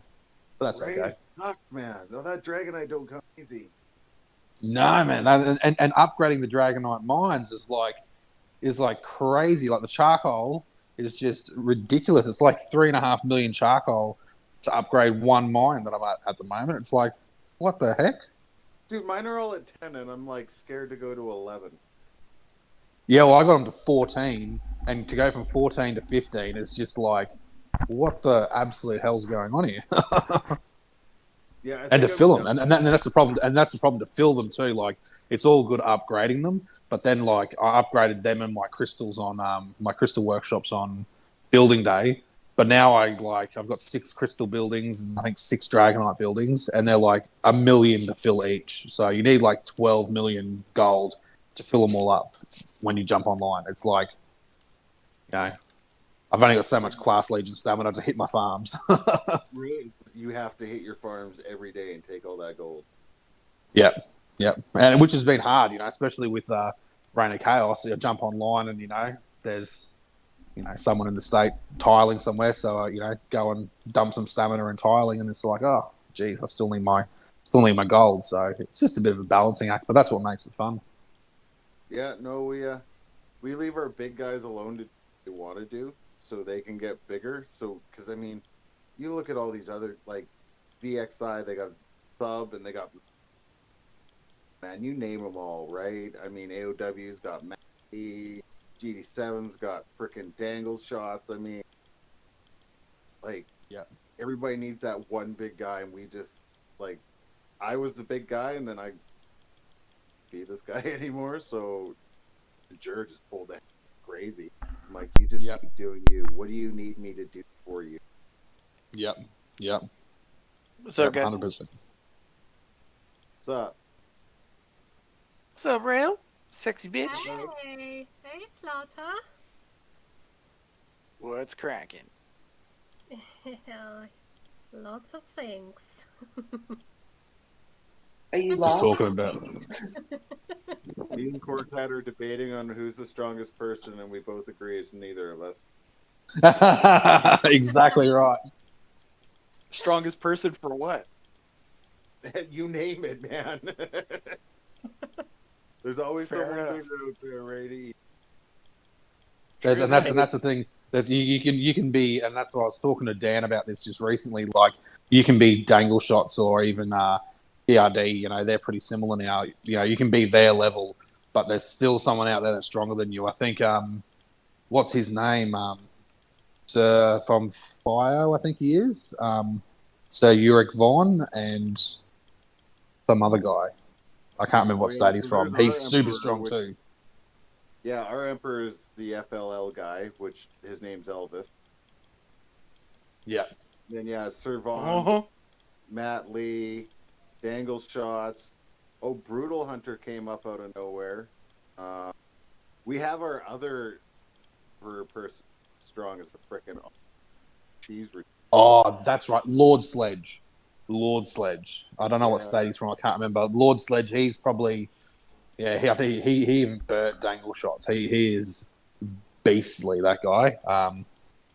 He tried to hit me, but my teleport finger was just a little bit too fast for him, so I just missed those that beating. So I was out of there. Man, every guy that we have named hit me. Oh, really? Oh yeah. Well, you can ask anybody in 3-4-1. I'm not the smartest person when it comes to fighting people. Tend to pick on the biggest person to see what I can do. Yep. I had a 24 hit me the other day and kill all of his troops. Nice. I'm a 20. That's nice. I think a good I felt pretty strategy good that about that. I think a good strategy that I found out the other day was I was hunting a few weeks ago in some state for some kill event points, and someone from state, I can't remember what it was, like 329 or something. All of a sudden, my screen went red, and he'd hit me before I even could get to my bag, And what he did was he was probably about 100, 200 kilometers away. He found me on the news, clicked on me, went attack, and then smashed the 50% like speed up. So he just went 50, 50, 50, 50, and within 3 seconds he was there. Bang, got me. And I was like, "Whoa, dude!" You're like, "That was super cool. That was super cool. It was super fast though as well." My wife. But unlucky for him, I had nothing garrison, so he got nothing but except a little bit of meat and marble. Right. My wifey does that all the time. She's got speed ups like crazy, and when you see her attack people, it's that exact. She doesn't go close to them, and like, oh, they're not coming, and then she pushes that button, so they looked at the thing, and then just hits them. What the?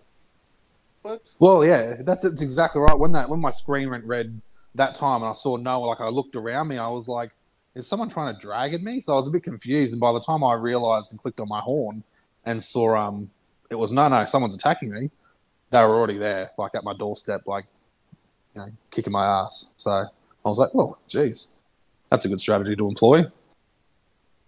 Especially if someone's parked in an AC center. I think I burnt the hell out of someone from can't remember, someone that was hitting GD7, and they were parked in I think GD9's Alliance Center, and I was well away, like 500k away, but I smashed that speed up button, and they got a bit of a touch up. So they messaged me. They messaged me, and they were like, "Dude, where the hell did you come from?" I was like, "Oh man, I'm not the other side of the state, but I just hit my speed up button." Because he went into his report and he's like, "How the hell did you get to me so fast?" I was like, "Man, that 50% speed up button." That's a great reaction. What's up, guys? Oh man. Hi, What's up, sucker? Hey,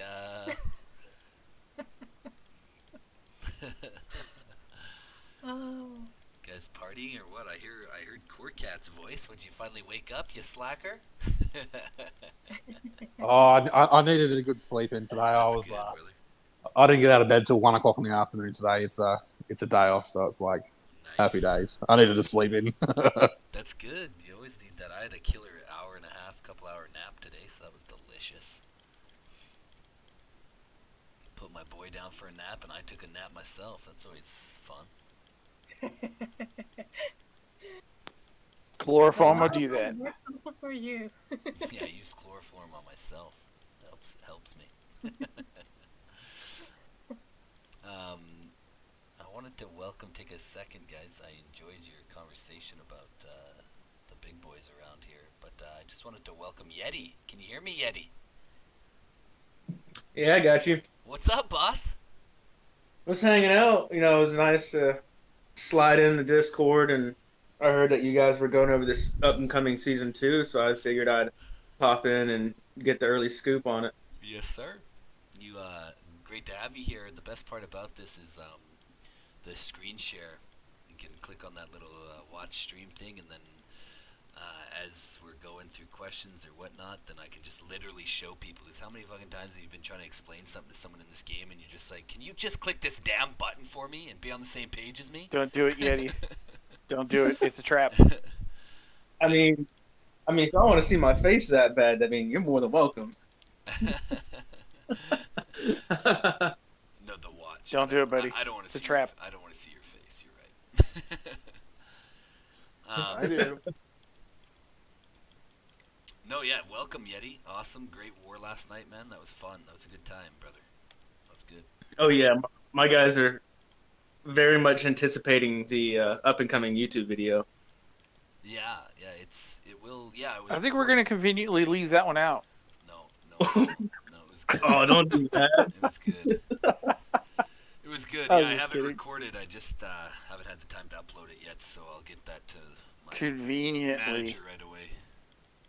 I figured, you were doing some editing and more editing, Yeah, more let's edit. Just moving the score around. Yeah, look, we won, guys. You didn't Yeah, know? exactly. We win all our wars on YouTube. We were lucky. We pushed and we stressed having the participation count so we can get our team set up early. Yes, sir. I think we started setting up about an hour and a half out before the war, getting our chats ready because we don't use Discord, so we don't have the voice chats. I mean, not a lot of us are English speakers, so I got you. That makes sense. Yeah, it doesn't work if you're not in the same language. yeah, we just use Alliance chat, Oh, nice. defense and attack generals and stuff like that. We run multiple attack teams, and we run. I split the defense because I lead the defense, and I split it with another guy. Nice. We primarily keep our defense at our most suspected point of attack. Yep. Which was blatantly obvious. Appreciate it. Yeah. We do what we can, brother. Helping you out there. And then what I do is I sprinkle 2 or 3 guys at the other ACs, and I'm like, hey, you guys just play radar, watch the whole time. Main defense stays at whichever AC we have to really hold down, and we split off. The attack goes to multiple ACs. Yes, sir. Yeah, it's working out Sounds good. similar to what we do. It's working out Yeah. super well. You guys are 5th place, so you guys are crushing it, man. We're fucking trying. GD7 and TW1 are our headaches. If it wasn't for them, I think we'd be doing better. But we have fun. We go out between wars and go taunt their states and harass their ACs just to poke and stir. That's it. That's good. It's good stuff. Oh yeah. Good stuff, brother. Well, awesome. Thanks so much for being here. Yeah, we run these a couple times a week, so anytime, man. Anytime anyone from your state, alliance, whatever, just invite them on over, brother. Appreciate you. Yeah, Mod 5's in the Discord. He's just, like I said, I try to get him in here, but I don't know what he's screwing off doing. Yeah. Who is that? What's his name again? I can't remember. Joker. Oh, Joker. That's right. Yeah. Or I might try to see if Sub will get in the Discord. I don't know if Yeah. he has Discord. Some of the guys don't like Discord, and it blows my mind because it's a very versatile app. It's very easy to navigate around, in my opinion, out of all the apps out there for communication. And it's very gamer friendly too. Like, there's lots of things because it was designed by gamers in the first place. So compared to any other like messaging apps out there, they cater towards being able to share your games, like share your screen and stuff like that, right? So super useful. Well, like you guys do. Well, I mean, I try to push it because you use the voice chats for each section. You have your defense, your multiple attack teams. So the communication is quick and easy. It's huge. Hey, go here. Hey, go there. Watch this tile. Garrison, they're pushing for it. Kind of deal like that. Yeah, it's the only way we've been able to stay competitive. We don't have a castle over level 22, so without that we have to work our strategy, and it's the only way we can.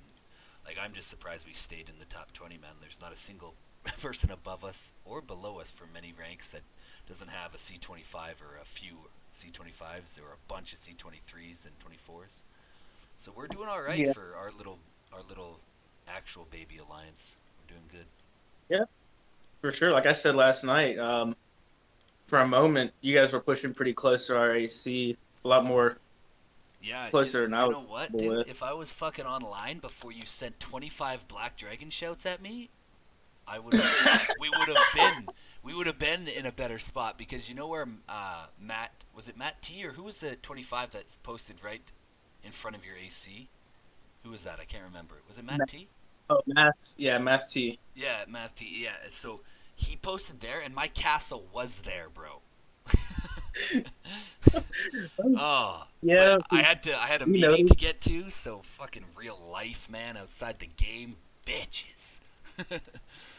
I had to do something, so I come back and my castle's off and fucking wherever it was, and I look at my thing, 25 dragon shouts. Well, that was fun. So we noticed, you guys had shouted some, I think it was PDY and HED casts out to make space, and we were like, okay, so they're making their presence very known in the area. So some of our guys, hopped on their farms, like, hey, this farm has this many shouts, this farm has this many shouts, I got these, and so we were just like, all right, burn them if you got them. kind of Yeah. deal. Yeah. And I watched so many shouts go at your castle. I'm sitting here just, how many is this man going to take? He's not taking any damage. Is my game messed up? There's no way we can send 15 plus shouts at him. He's just not. He's just face tanking every single one of them. I'm telling you right now, Yeti, to ask Corcat. They tried to do the same thing, but the thing was I was online. They sent 32 shouts, and I still withstood it. If I'm online, you're not going to shout my castle, I promise you. Because I'll share one little tidbit to avoid shouts. It's so very simple. So you just go into your Dragon Slayer, right, and you just watch it. As the shouts come in, then you continually refill. You can do that. It takes crystal and all that stuff. That's normal. That's easy shit. But the best strategy is this. On another device, have another farm that has equal a number of bolts, right? 50 or whatever bolts. And the moment you're about to run out of materials to refresh, just random out and put your new castle in there. And then when that one's low, random out, put your next castle in there. And then random out and put your next castle. I literally did this strategy in another state that I played in, and they used 102 shouts on all my castles, and they still didn't move me from my spot. Jeez. I think my worst was I had to was the 346 KE. That poor state. So I poured it into one spot between two hides, and I was like, "This is baller. This is fantastic." So you want 100% comp boost. Yeah. I made 6 deaths in less than 15 minutes. In the process, I was shouted 6 times and was attacked 10 times. All in the same go. It only took 1-0. I used up, I think, 24 out of my 29 bolts. And I had to gem heal my fortress, I think, 3 times. Yeah. It was ridiculous. Yeah, it's crazy because all you got to do is just because bolts are expensive, right? Not bolts. Bolts are cheaper than black dragons, right? Yes. So, like, as long as you got resources and you're ready to go, and that's how it worked out for the GD9 war. Is I put my castle inside their ring because I knew, and then all I had to do is wait for the black dragon shout. But I was just bait for the RoC shout. I mean, I was just because we just need to bait out 5 shouts and then we're good to go, right? And so we baited out all 5, and then we were able to hit their buildings after that. So it worked out great, and it would have worked out if I would have stayed online. I mean, it maybe wouldn't have worked out, but it would have worked out a little bit better in our favor last war if I was online. But you guys were also doing great in our state, right? So we had to spend quite a bit of our resources and time to stop you in our state. Yeah, well, I was surprised. So we decided a little bit before the war to do kind of the same tactic you were. Push castles in as close to the AC as we could. We ended up finding a couple holes, I guess guys had ported around. So we were able to park Big Wheel specifically directly beside your AC1. Yeah, I saw that, yeah. I was within the first ring of buildings, and somebody else was in the second ring on the backside. Yeah. Because we rallied and killed one of the giants. Yeah, that's right, yeah. I was me being the lowest castle level in that ring at a 19. I was surprised I didn't get my shit shouted. Yeah. I looked at that waiting. It's like, where's the red screen at? Where's my notifications? Yeah, unfortunately, we don't have the employee of the entire state. Like when we fight in other states, we are our own alliance, and our state's wonderful though. Nothing against our state, but we don't have the power to wield like 30 black dragons at one target. So yeah, I know if you ever RoC War against GD7 or AOW, I think it is. You're gonna be a 5v1 in counts of alliances. We did against GD9. Yeah, we had some fun in those states because we're not ranked as high as we can't fight their number 1 alliances, but we've had some good 1v9s in most of those states. Actually, pretty much every state we go into is a 1v9. But it's a good time. It's fun. It's fun to see what our guys can do, 1v9 kind of style, right? Oh yeah, it's always interesting to see how you stack up outnumbered. I know it kind of seemed that way when going against us, but Oh, for a sure. lot of our farms in our own accounts in our academy. Yeah, well, you guys just had double our people, right? I don't know if you saw the numbers. We had 26 and you had like, or we had, I don't know, you basically had double. I can pull it up actually. Let me just pull it up right now. And so that was our biggest problem right there. It's very tough to beat an opponent that has double as much stamina as you. If all things are equal. You know what I'm saying? Oh yeah. Yeah, you guys had 47, we had 24, so yeah, pretty much exactly double. Jeez. Yeah, it was crazy, but yeah, it was a good time either way. It was super fun. Super fun. Oh, yeah, war. It was fun. It was good. It was that was our shot at top 10, and you guys held your own, and so it was good. So we'll stick to our top 20, which was kind of our original goal anyway. So we're good to go. Well, I fun. think right now our ending goal is to push top 3. Yeah, man. I think we were. I'm not sure who we were exactly going to push for to fight, but that the day of, you guys were coming to us like they were going to declare on us. I know it. I was saying in my mind, like these guys are going to declare on us, and then we were thinking you guys might have backed out on that plan, seeing our preparation. Nah, man, never. So we were like, hey, if they don't declare on us, declare on them as fast as you can. Yeah. Or like, if we don't fight them, we're going to be mad.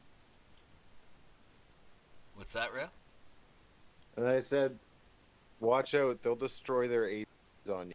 Get scared. Yeah, I heard about that tactic there, Yeti. Who will? Who takes down ACs? I don't know who does that. Who does that?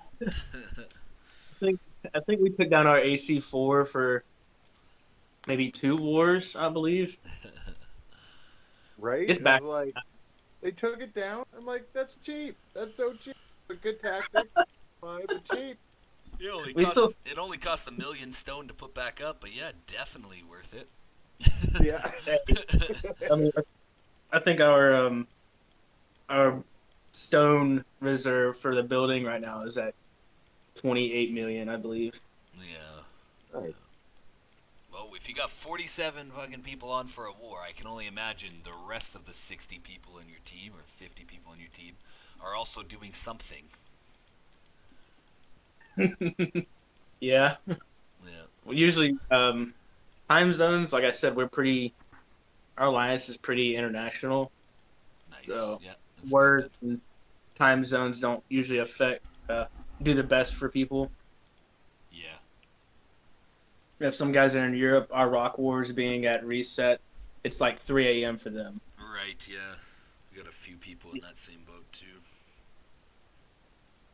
Yeah. So, Awesome, yeah, it was a good time. Well, let's, been chit-chatting and all that stuff. There was a couple of questions that came up. We're into the second half, so it's kind of open form. Any questions about anything, basically, or still about the topic of Season 2? It doesn't really matter. Any questions at all, guys? So if you have a question, feel free to shout out, and I'll kind of look through the channels. I know we have a Submit a Question channel, if you're not aware of this. That's you can submit anytime that we're not live, and then I'll pull questions from there.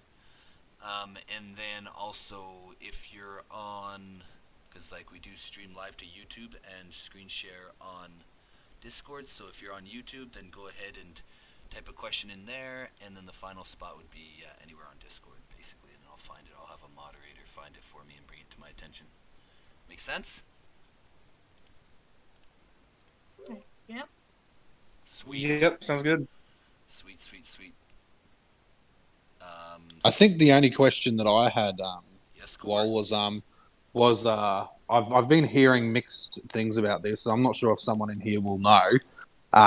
At the end of this Reign of Chaos season, excuse me, the top 3, do they go into a special? Like, is there a gold league for Reign of Chaos? Like we have gold leagues in Clash of Province. Is there a gold league per se where people that come top 3 in Reign of Chaos move into a different league, and the whole state goes to a different league than what they'll be in Season 2. So, say if GD7 and AOW and Core all get top 3, will those states go to a stronger Reign of Chaos league for Season 2, or will they still be around the same, like what we had now?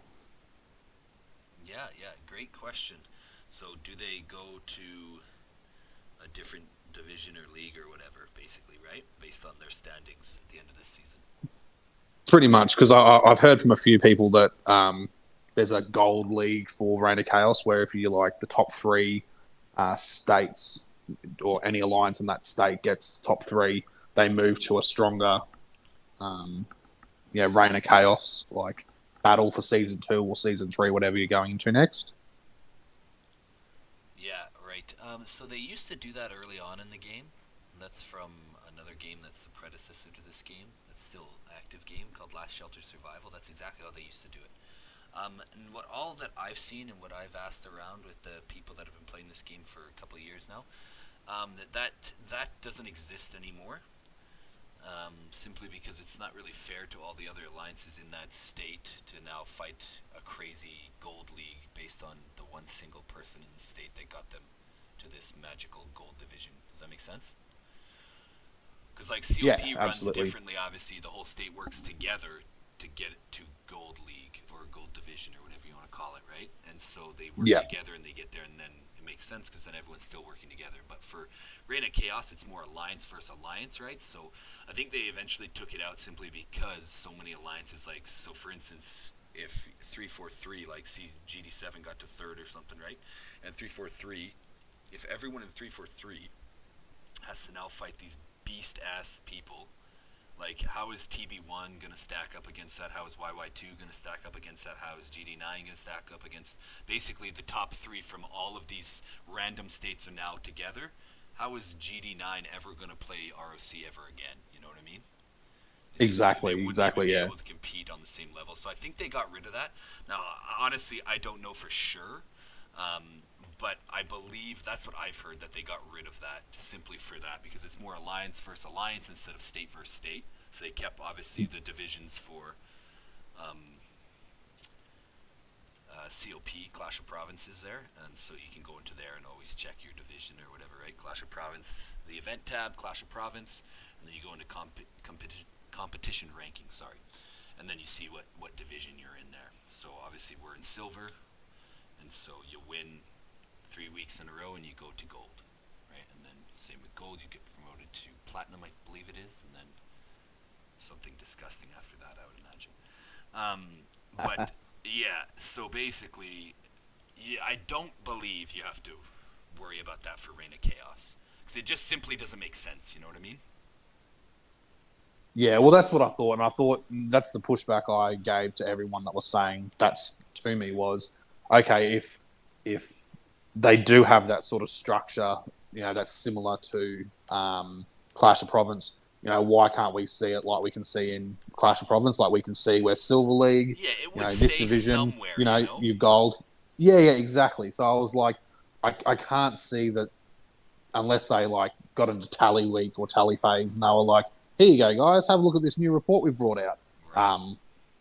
That's the only thing that I was thinking more so it's not the case. But I just wanted to check. Yeah, no, for sure. Well, I guess we'll find out shortly. We only got like 10 days left, right? So they'll definitely have to let us know within 10 days here what's going on. But I don't think so. I don't think so. And a couple indicators, like you have your, if you go to the Reign of Chaos hub there or go into your events and click Reign of Chaos, you got a couple things. So, like the seasonal draft. So there's 44 drafts that happen to place people in the season. And as you can see, it's not really random.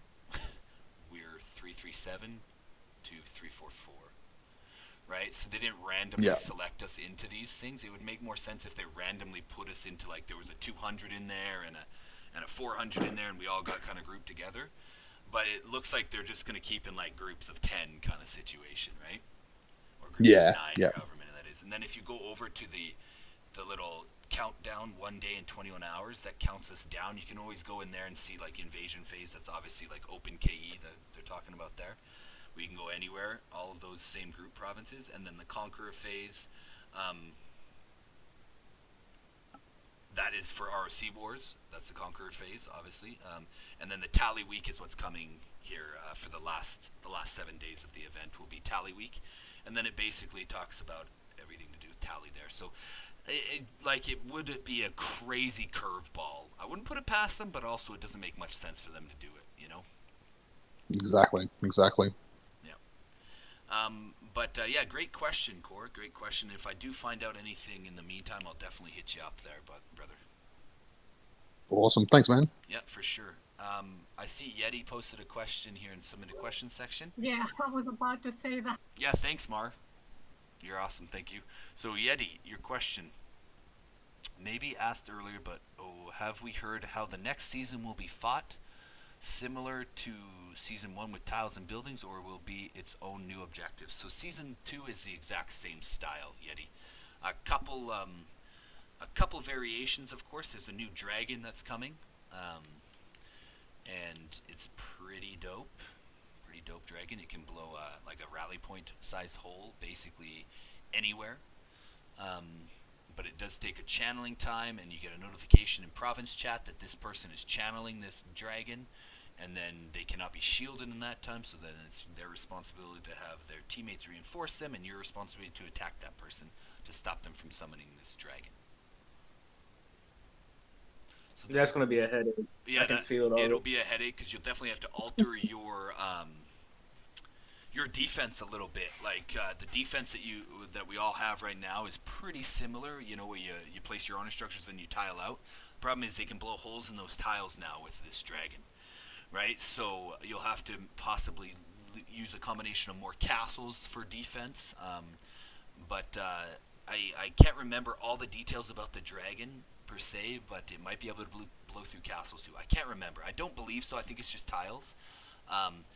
But yeah. Yes, it can blow through castles too if they're stationed.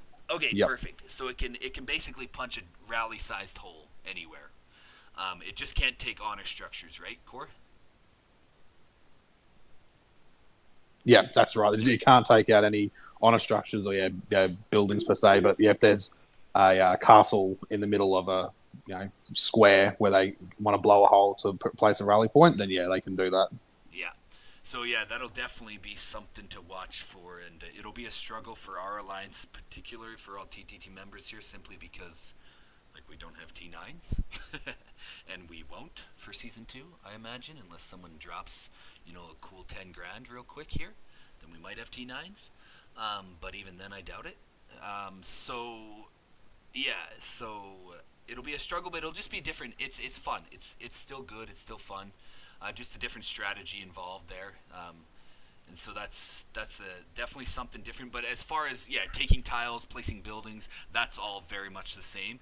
And then, like you said, I think also heard is called Eden or something closely related. So Eden comes in Season 4, I believe. They keep changing the names of them, but I think Season 1 through 3 is about pretty much the same, and then Season 4 is when it shifts to a whole different style. Where there's guilds and not alliances, and you have multiple alliances in one guild, and basically the wars last 24 hours. There's a lot of stuff there that's not really relevant right now. But Eden's crazy as crazy. Yeah, it's crazy as crazy. Season 2 should be fun. Should be super fun. Sorry, I didn't mean to cut you off. I know my state, we're pushing for, the Emperor's put out the Dragon's Lair. Getting it to level 25 and unlocking the Glacial Dragon. Mm-hmm. Yep. Drops the march speed down 400% for 30 minutes. It freezes the legions. Yeah, slows them down. Yeah. I think the implication of that, states and alliances get a hold of that power, will severely affect the direction and the op tempo of the wars themselves. Yeah, 100%. I agree. Yeah, they do a great job with putting cool new innovations into the game. So I'm very impressed with the developers on that. But Yeah, it's the same kind of style mostly, right? The same idea of taking tiles, honor structures, all that jazz is still going to be kicking around. But yeah, great question. Does that kind of answer your question a little bit there, Mr. Yeti? Yeah, yeah. Like I said, because I didn't know if they were gonna mix it up from Yeah. season to season. I didn't know there's gonna be a fourth season. That Yeah, I think a little bit they're more prepping for a fifth season, maybe sixth. I can't remember what season they're on right now in like the earliest states kind of thing. Yeah, I miss the good old cop days when I could just do KE on the weekends and enjoy my life. in between the seasons, yeah, brother, you get right back to that in between the seasons because there's a little bit of downtime in between the seasons. Like season 2 doesn't start the day season 1 ends. Thank goodness. Yeah, I've heard mixed. Oh, actually, not like a solid answer on the timeline between seasons. Yeah, I can't remember honestly myself. I've been through the timeline in my other states that I've played in, but I can't remember because it's like so insignificant amongst all the other crap you got to try and remember, if that makes sense. There is some sort of a downtime, but it's not like excessively long and it's not super short either. Like it's somewhere, it's a good balance. You're like going to enjoy your downtime enough that you'll want wars back again. I think it's like 2 or 3 weeks, maybe Yeah. 3 weeks. Like I want to say like a cycle of COP, one cycle and then you're back at it, kind of thing, something like that. Oh my god. Yeah, so it's pretty quick relatively, but you do at least get a little bit of time. They're not just So I swapping to the think next. we don't drop buildings or tiles in between seasons. We just hold on to them. Yeah, they don't allow it. Like in between seasons, all you'll be able to access is if you go into your like this Reign of Chaos icon will be gone from your screen, and all you'll be able to access is if you go into your Institute of War inside your castle. You'll be able to click on that honor button, and that'll take you to the specialization tab, and that's all you'll be able to see. You'll like these other tabs won't be available, and specialization will be the only thing because that's the only thing that sticks around in between seasons. You'll have to work back up your tile level, work back up your honor structure level, all that kind of stuff again, and work back up your points in the standings too. I mean, my tile level's insignificant anyway, so Yeah, it won't be too difficult to get back to where I'm at. Yeah, likewise. I'm at 12. What are you at? I take 6.6% damage on 9s. Oh shit! Yeah, that's even worse. you can't even get into zone 3, brother. Hey, like I've ran defense the entire RoC through 2 alliances, so my one, it's been a little difficult to get the honor points up a little bit, or the alliance points up, because I don't get destruction points. I get some from tiles here and there. Yeah. What I have to do is I go in between wars and I have to tile in other states. Yeah, for sure. Yeah, and I mean, it totally works. Your guys' strategy totally works where you have a few other people that are mainly focused on higher level tiles. I think RAG does something similar where they kind of funnel all high level tiles into a couple players, and it totally is worth. It's a strategy that totally works too. So not everyone needs to get like to 16s. You know what I mean? Just a couple people. Yeah. I'd say on the not to get. I know we're doing the Q&A, not trying to get sidetracked again, but I noticed one thing defending that when you're tiling an attack and you're getting close to AC and you're starting to get blocked up. Yeah.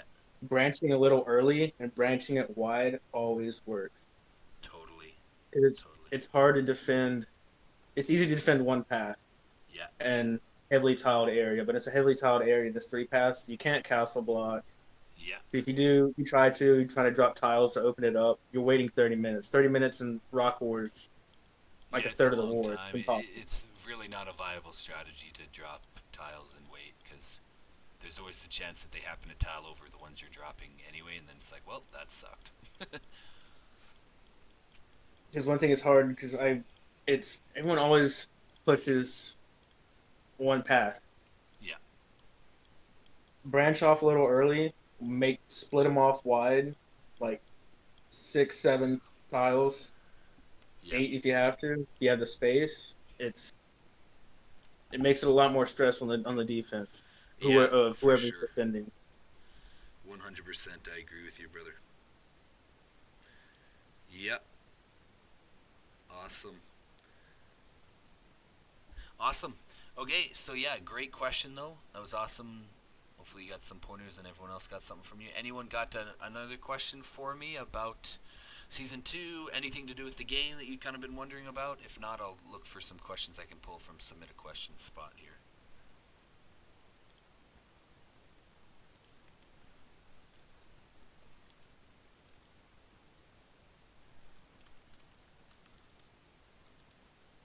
The silence is beautiful.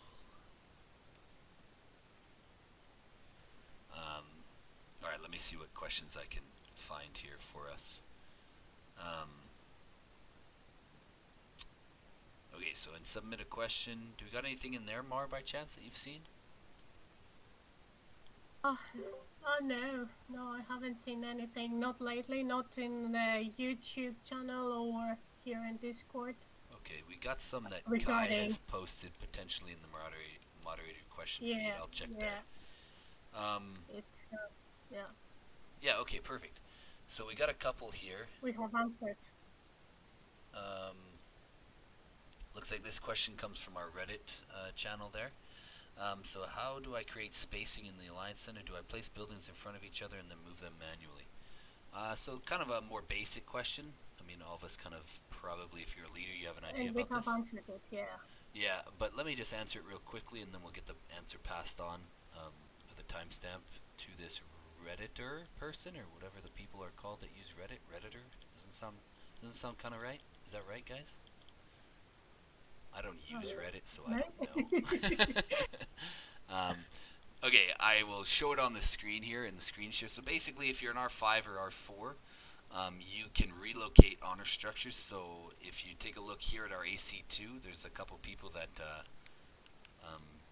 don't have eyeballs or just kind of do whatever they want. But here you go. You can see the struggles of what I have to deal with on a daily basis. People just putting buildings wherever they want. There's a clear pattern, and they're just doing whatever they want with it. So thank you very much for not helping. Anyway, so you click on a building, you click View, and then you can click this Relocate. So Big E's building doesn't belong there. Obviously, it belongs up there in that hole, so I would just click up there. This uses stone.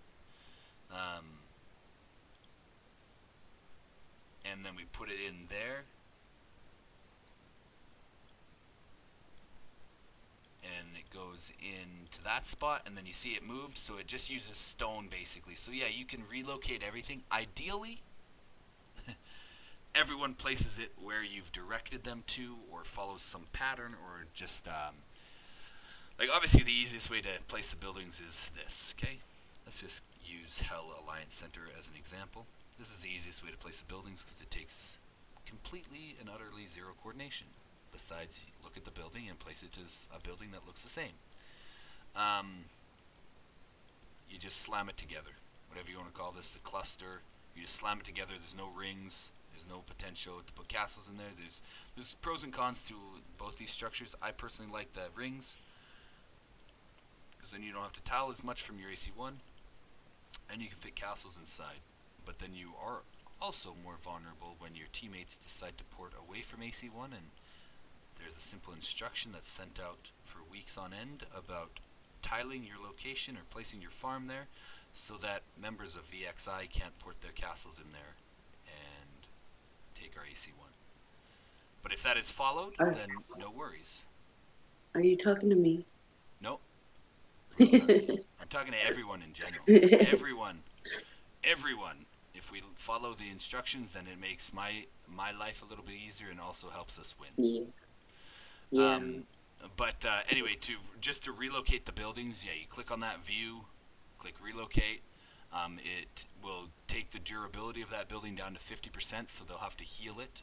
It can still be used, but they'll have to heal it back to full health, preferably at wartime, right, or before wartime, so that they can, so that it's not sitting at half health for the war and easier to be taken. But yeah, you can move them around that way. But like I said, it costs stone. Right, and the stone that it's pulling from, if you're wondering, is your, if you go into your Alliance tab there and then building, and you go into the stone, it's pulling from our Alliance stone pool here, right? So as you can tell, it gets very expensive. And yeah, so that is a benefit to doing the other version of the defense, because then it's less movement, hopefully. And yeah. So thank you, Mr. Redditor, Mr. All of the things. Thank you, person. Random human being on planet Earth that got to us from Reddit. Thank you for that question. Noeli also says, let's talk about specialization and how red skills could be used to our advantage. And if you think assigning specific skills to someone would be a good idea. Where's this question coming from? Sorry? It's in the general chat. Oh, RoE, general RoE chat. general chat. Let's see if I can't get up there. Noli face. From the Noli. Oh, yes. Okay. Perfect. Great question, Noli. So let's talk specialization, how red skills can be used to our advantage. And if you think assigning specific skills to someone would be a good idea. Yeah, we'll take a moment on specialization. Great question, Noli. Let me just hop over there. So click on the Reign of Chaos tab and click on specialization, and then this is where we'll be for this question here. Let me just look at that. So this is coming from Noli, right? Okay. So Noli. So yeah, as everyone knows, your specialization level is increased here by honor, right? You can use these honor points that are gained by taking tiles, upgrading your buildings, and completing your Reign of Chaos events.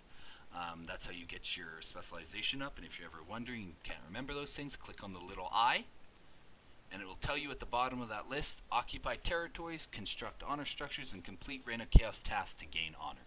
Okay, so ideally, you get this as high as possible each season, because it's the only thing that rolls on to the next season. So keep getting that as high as possible all season long by just being active in your alliance. By, at the very least, you can always take a purple tile. Right, no matter if you're not on at the right time for war, no matter if you get the proper instructions, you see a purple one, take that tile. That'll help you get honor points. And it will help your alliance probably for the next war. So yeah, then you have your three different specializations. You have resource on the far left, and then in the middle is construction, and then on the right side is combat specialization. So for a lot of the first season, TTT members were in construction specialization to help push to the higher level tiles through opening queues and increasing honor levels. And then near the end of the season here, we're switching over to this. We're opening, if you're a TTT member, please do this. Open all your honor structures down this way. As you can see, I did not do this, but please do this. Open all those, place them, and then reset. And by reset, I mean click inside there and click that little reset, and then use you get 2 if you're free to play, and you get multiple if you're not free to play. Yeah.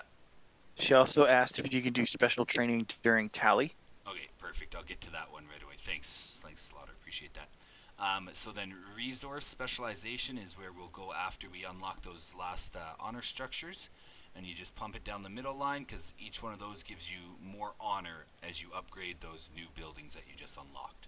And then this one is an active skill that you can use 8 hours, so when those buildings are going to cross over to the next level, slam that skill, and for 2 hours you get a 100% increase, so that's good. And then the last one's huge too. Once per day you just get a bunch of honor. Like, I think mine, based on my levels, is like 100,000. So once per day I can get 100,000. If you have higher level buildings than me, you'll get more. And so that, you can do that. So you can't do that in tally weeks. So because we're not really doing this last war, or we're just having a fun one with Corcat's team, or whatever we're doing, whatever it turns out, or we might have a real war against someone, who knows. It doesn't really matter, because we won't be needing level 16 tiles, so you don't need to keep pushing to higher level tiles at this point. Like I said, reset, unlock your buildings, and then reset again, and go down this line. So that's the general idea. And then to answer Noli's question about combat, one's the red ones. So there's some pretty sick skills. The only problem, so Noli, yes, would be the answer. The short answer to your question is yes. You should assign a few people that have high specialization level within your alliance to unlock some of these skills, because some of them are freaking dope. Okay, the only problem is, look, how many specialization levels you would need to have in order to unlock any of those skills. It would be roughly 9. You'd have to be like around level 30. Okay, so no one on my team will be able to do that. And then same here, level 30 about, and same in there, level 30. And then that's only one of the tree. If you wanted the other tree, you need to be level 60. So this red combat is more for midway through the second season, or towards the end of the second season, or definitely at the beginning of the third season, right? So you can kind of use that to your advantage as you get enough levels to push down those trees. But as far as the first 2 seasons goes, typically it's good to stick with the construction and the resource, and kind of flirt between those two a little bit based on your leader's directions or whatever you think is good, however your alliances run. Just do your thing. But as far as TTT, at the start of season 2, I'll kind of run down in another Q&A. Same style. That first week before the season starts, we'll have Q&A every night like the old days, and we'll just kind of hit all these topics every single night until we're all kind of on the same page. Or day, whatever time of the world it is for our Australian people. Midday, right, Mar? Yeah. Oh, Green's here. Hello, Green. Is that you?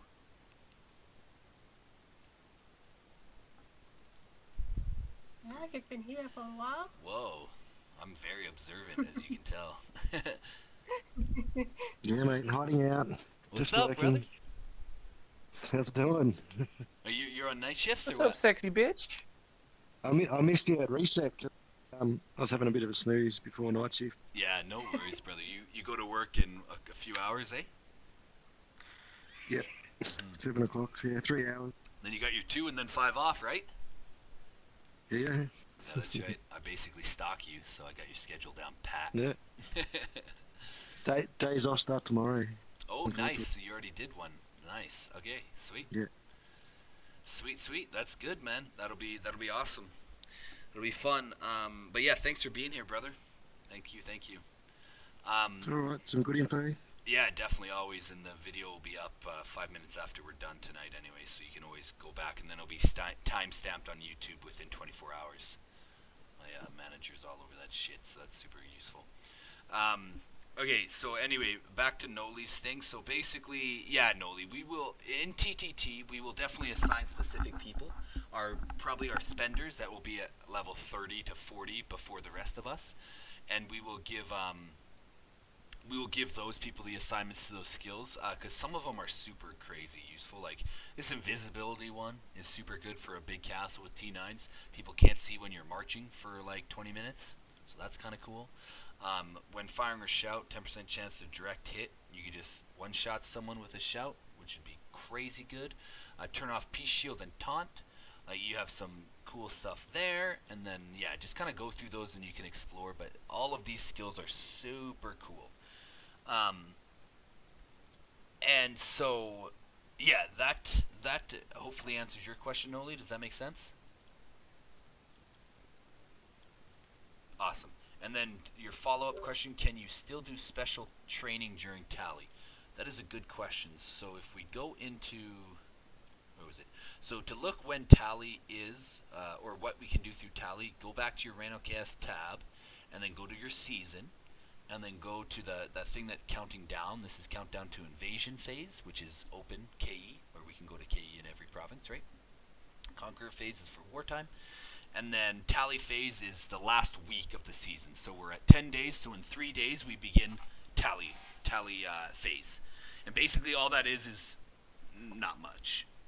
As you can see there is, I get to dish out all the rewards. Like I'll get my rewards, and then I have 9 of our highest contributors for the season that will get special rewards that are slightly better than the rest, but then I will dish out the rest to all the people that are available that got over that 10k points. So that's kind of basically all that happens in tally weeks. The other thing that can happen is, so territory battles end, so we can't get tiles. So probably, if I was to guess, you can't do special training either, because you can't even take tiles anymore. And you will no longer yield resources, so you don't get resources from your tile. Honor structures cannot be upgraded, so all of that stuff I was talking about needs to happen right away, that reset, that double reset for TTT members. I'll send out an all mail with the details of that probably tonight before I go to sleep or first thing tomorrow morning. And just so everyone has it that wasn't here. But that reset needs to happen right away so that you can get these other honor structures, the AC 2, 3, and 4 Assault and Guardian Fortresses up as high level as possible to pump out enough of those honor points. It doesn't care about the buildings, but it's for the specialization level ups, right? To get those going as fast as you can before the end of the season. And then basically all you have in that tally week is you'll lose access to all this stuff, and you'll have you'll be able to see the season stuff and all that, but you won't be able to do anything except for go into your Institute of War. The same stuff is outside the season. You'll be able to go into here, use a reset if you want. Like, basically outside of the season, none of this is useful because it all has to do with the season, right? So, yeah. So it's just basically kind of like a cooldown, just like a chill week where you just kind of get to collect your rewards, maybe open some of those heroes, see what heroes you can push through. Like, let's, who do we got here online with us? So if we go into Reign of Chaos and Season, so we got someone, we don't have anyone from COD, DIS, or TW1. GD9, I mean, Corkcat's basically part of that, right? Corkcat?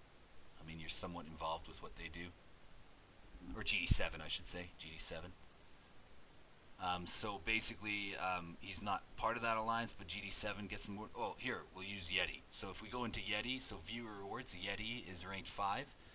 So during that week, Yeti will, so he's not the leader, so he doesn't get that one, but maybe he'll get a contribution reward as part of being a captain. I don't know how his team's going to work that, but he'll definitely get an honor reward. So he can expect, if they don't move up or move down, and it probably will adjust slightly, he can expect to get this stuff, and he can open this and start working on the heroes that are coming. A guaranteed S1 hero, a guaranteed 3 base orange heroes, and then a recruit once in war recruitment. Yeah, and then another orange hero. Yeah, and then all these sick rewards, 150 million resource bundles, super helpful if you're trying to push your castle up. Yeah. So, hopefully that helps that. Noli, awesome, thanks so much for that. And then we have some more questions. Yeah, and submit a question. 2 questions from Yeti. Oh, Yeti, look at you go. It's a trap. Definitely. Awesome. Hold up for 1 second. Let me just go out of this. Okay, so let's go to his question now. Okay, so that was Noli's question. We're good, Noli? You're good with that? Let me get back to the right chat so I can see you're good, Noli? That answered? Okay, perfect. So, yeah, Noli, you were about red specialization. Perfect. I'm just trying to keep track here. It helps for the timestamps generally. Okay, so Noli, and then submit a question. Okay, so Yeti. Mr. Yeti. Okay. What is at the end of your... So, Yeti, and then what is that little symbol at the end of Yeti there? What is that? Okay, to explain that, it's supposed to be like Yeti Senior. So I made my farm account, and it was Yeti Junior. But the issue was the state, because we had bad problems with people hitting farms and stuff like that. They said, if there's farms not in the name of your farm account, and it gets attacked, you can't really blame the other player. So my farm name Because they don't know how to read. Yeah, pretty much. Yeah. They don't realize that you can click on alliance and see it's a farm alliance. Yeah, but yeah. Exactly. Yeah. it's supposed to be Yeti Senior, but because I have my alternate account, but Right. Yeti's fine. Makes sense, makes sense. You're an old Yeti. You're one of them old ones. No, that's awesome. Yeah, all my farms have interesting Prime Minister names. Worrell. Yeah, there was one time. Is there anyone in my state that's not part of my alliance before I say this? No, okay, I'm good. Okay, so at one point we got 0 respect in our state. They often would not even give us a title, and we were top 3 at the time, and we didn't get a title. And they basically, at one point, only respected people in this state that spent money on the game. No matter how good you were at the game, it didn't matter.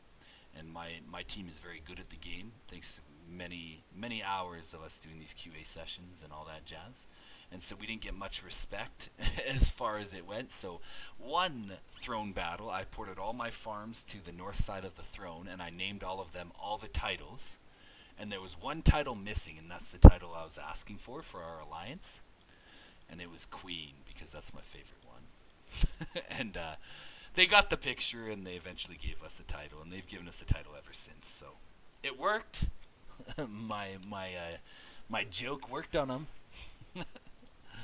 But yeah, my farms get hit often because I just have random names, and sometimes they're untagged, and so I don't really complain about it. Like, my farms have millions of resources, and I'm just waiting till I max zone com to push to the higher level castles, because that's how I believe you should do it. But to each their own. Anyway, so to your question, Yeti, you're back. Can you hear me again?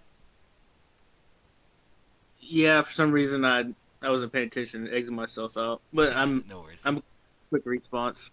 No worries. Okay, so in Research Institute, there are research queues that, when selected, says the function is coming soon. Is this a castle level, building level function, or up and coming update? So that is an up and coming update. So just so everyone's aware of what he's talking about, in case you do see it at some point, if you haven't seen it already, go inside your castle, and if you can either go to your institute this way or the other way. But basically they have two locked queues, kind of like your blacksmith. If you remember, before your blacksmith had all the queues unlocked, they had these locked queues here. And if you click on them, it says the function will be available soon, please stay tuned. So they're giving you a little bit of a teaser on how or what their idea is coming next. I know that they don't have any plans very soon to do that. I've not seen anything with developers or old state people. There's nothing that it's not like it's there and not available to yet, because we're not far enough in the game. It's just not available in the game period right now. Does that make sense, Yeti? Yes. Yeah, so I believe that they're coming with an update. Actually, if I can pull up this picture, check this picture out. Okay, I'm gonna share it where let's all get to the same chat. So it's RoE General Chat. I will share a screenshot. So the game does some weird shit every time it updates. Okay, every time you get that thing like server maintenance, the game will go weird. Check out this screenshot I snapped last update. Okay, and tell me that there's not some cool shit that they have planned. Because I think the game broke for a second and showed me stuff I was not supposed to see. But I definitely took a screenshot because I was like, no one's going to believe me if I don't take a screenshot. Oh, that's a picture of my kids. Okay, let's continue.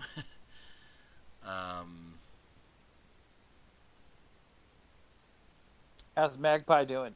Oh, she's doing phenomenal. Do you want to hear the latest? We'll do a little bit of story time while I'm looking for this screenshot. So my kids are basically straight savages. If you haven't heard me talk about my kids yet, they are just...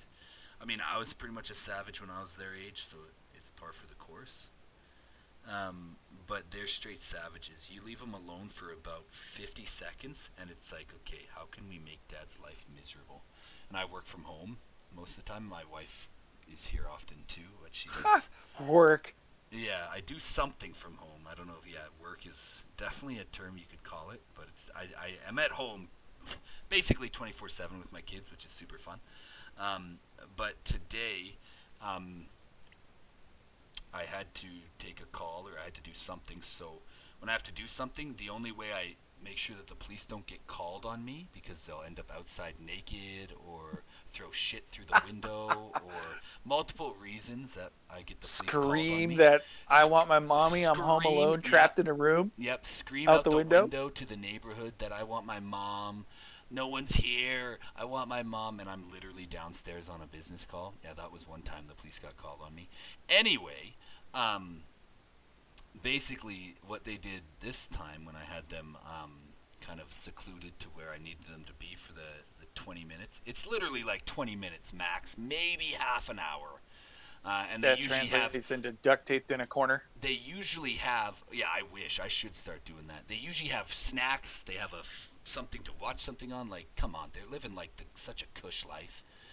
Anyway, they they were in one of the bedrooms, and they had this like so we have a little boy who's still in diapers, and like for diaper rash they have this baby diaper rash cream that's white, and they thought it'd be cool if they dyed their hair white, right? So they put this white cream all over each other's heads, and they put it completely over each other's heads, and so that their hair was completely white. I'd rather deal with that than the shit incident. Yeah, and that's exactly what my wife said, because I'm beyond cleaning up after these rats. I basically throw wipes in there and say, you clean yourself up at this point. But when my wife Take them came, outside and hose them off. Yeah. If they weren't gonna freeze to death if I did that, then yeah, that's what we do in the summertime. Oh yeah, I forget you guys get snow. Yeah, but basically my wife came home. She's like, well, I'm not even upset because it could have been shit. So this is way better than shit. The fact you even have to say that Yeah. shows you how savage they are. Oh, they're straight savage, bro. Like, I should send you a picture. I have to double baby gate my little boy because they will just climb. They will find a way to get over every mechanism that is supposed to be used to baby-proof shit.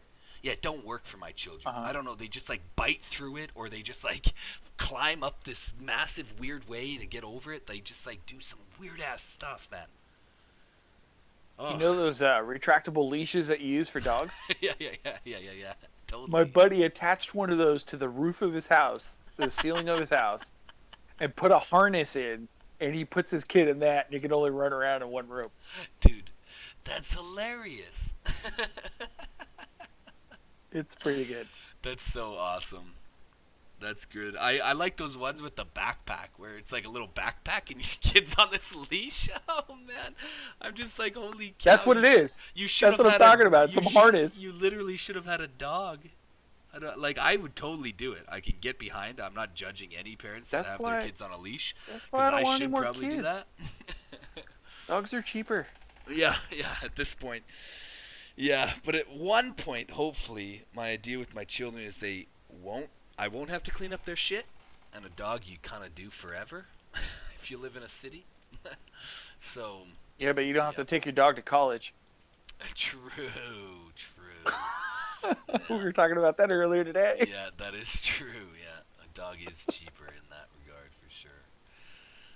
But anyway, sorry, I often go off on tangents too, so believe me, if you're going off on a tangent while you're talking on this with me, I often do too. So there's a little bit of look into my life. I'm just some regular random dude that has a fun time with his kids and plays this game. So there you go. So anyway, I can't find the screenshot, Yeti, but it's cool. I'll send it to you in private message, and I'll post it on BrotherW community and RoE general chat. I'll post that picture, and then I'll add everyone, so that if you're in this channel or this server, you'll get a little notification about it. But it was pretty crazy. It was like there was like 10 legions. It was nuts. I can't even remember all the shit that was on it, but there was like you could research 10 different legions, and all the queues were unlocked, and it was crazy. It was wild. Oh no, I forgot who I know. I've actually seen that same screenshot before. Yeah, someone screenshotted it before, didn't they? Yeah, because I think it was in I don't know if it was in my state's Viber chat or if it was put in my Alliance's Viber chat, but I've seen that because we were confused and I saw, Legion 9, 8, and 10. Dude. I was like, wait. I'm uploading to community chat now, BrotherW. Oh, you got it there? I got it. I'm just uploading it now for you. Yes, this is what I'm talking about. I was just like, wait, what the fuck just happened? There's like 5 more legions we can get?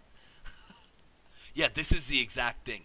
The Defense Legion Research, that one is legit. That comes later on. And same with the Master Legion one that's a little bit lower. If you have the last screenshot for the lower one, Corcat. There's a couple that are legit that come like later on in like Eden and stuff like that. But even people playing in the later seasons of RoC, no one has more than 4 legions. Well, they have a 5th legion called a Gathering Legion. But they don't have 9. They for sure don't have 9, or actually that picture has 10. That picture has 10 legions. They definitely do not have 10 legions. So I don't know if that's like some weird like code glitch in the game, or they plan to have 10 legions at some point. That would be kind of cool, don't you think? Yeah, I think one thing it's going to do is we're going to notice a lot of lower castle levels and people around my level all of a sudden have such a really high power level. We're gonna look at people in the millions Yeah. as bottom of the barrel. Like I feel pretty decent at a 3.5 as a C19 with T6, Yeah, dude. and then by 10 legions, 3.5 million is gonna be a drop in the bucket. Losing half million troops is gonna be a drop in the bucket. Oh yeah, yeah. It would be crazy, and even still in the game, that's actually because those aren't real. I don't know what's going on. Like the ones that are grayed out are real. So basically, the ones that are grayed out do come. They come later on, but the other Legion ones are not real. Like those don't exist. But basically, like if you see some, there's a couple good YouTubers actually. If you guys haven't seen, there's a couple awesome ones to check out. But there's like Lord Pontail. He's in State 55, I think. So he's been playing the game for 2 years or 2.5 years or something. Mr. Gill is kind of on and off. I don't know what he's up to, but he has some good videos. But Lord Pontail for sure has some good stuff about like the size, what size of castles to expect, and like what a C25 fully maxed looks like, and like I think his main castle's like 200 mil or something. Like it's crazy big, and so like yeah, losing 50 million power, it is a thing, but it's just like, oh, you can just train that back up with some speed ups in a day. You know what I mean? Like it's not as crazy as like. Yeah, if I lost, I'm at 11.7 million. If I lost 11.7 million, well, there you go. My castle wouldn't exist. So, but yeah, no, super interesting. That's good that you got those, Corcat, because those are the exact same ones I snapped. So that's awesome. Yeah, very interesting. Very interesting. That I don't know what that's about, but it's definitely cool to see. Yeti, you had one more question, I believe, right? Yes. Let me see back to there. Oh yeah, question number 2. Okay, so let's hit this one. So yeah, your first one was about the research queues, and the answer is not yet. But I imagine it's there, so that they'll do it sometime, right? That would be the best thing if they could you imagine that? That would be super cool. But also I don't know if they'll ever do it, because like when you're fully maxed on your research, like what does like 3 more queues do for you? You know. So maybe they will eventually do it early on, so people new to the game will feel that they can get up to a higher level faster and stuff. But yeah, research takes the longest. Research and gear take the longest in the game. Castle levels like nothing compared to that. Castle levels easy to get to C25. Research and gear take forever long after that. But yeah, so your next question is there ever a chance of state borders being permanently open across all states, requiring a time period between state ports, or a special state port to be bought in the in-game store? So what do you mean exactly by that, Yeti? Okay, so I used to play for a couple years heavy in another game that was very similar to this one. Yeah, what was that one called? It was a Facebook game called War Commander. Oh, cool, nice. But so it was a server states were basically servers. Mm-hmm. You had your, I wouldn't call them castles. You had your base army bases. Yeah, your base. Yeah. Yeah, like instead of having a castle, like your castle in the center, it was a command center. You had your armies of like machine gunners and tanks and stuff like that. Yeah.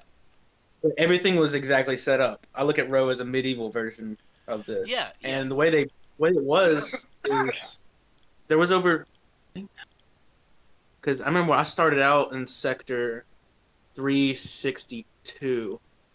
There were 362 servers, and you could each week jump to different sectors or different states. Okay, cool. And it would cost you some. You could and there was like a master option list based like in your bookmarks area. Yeah.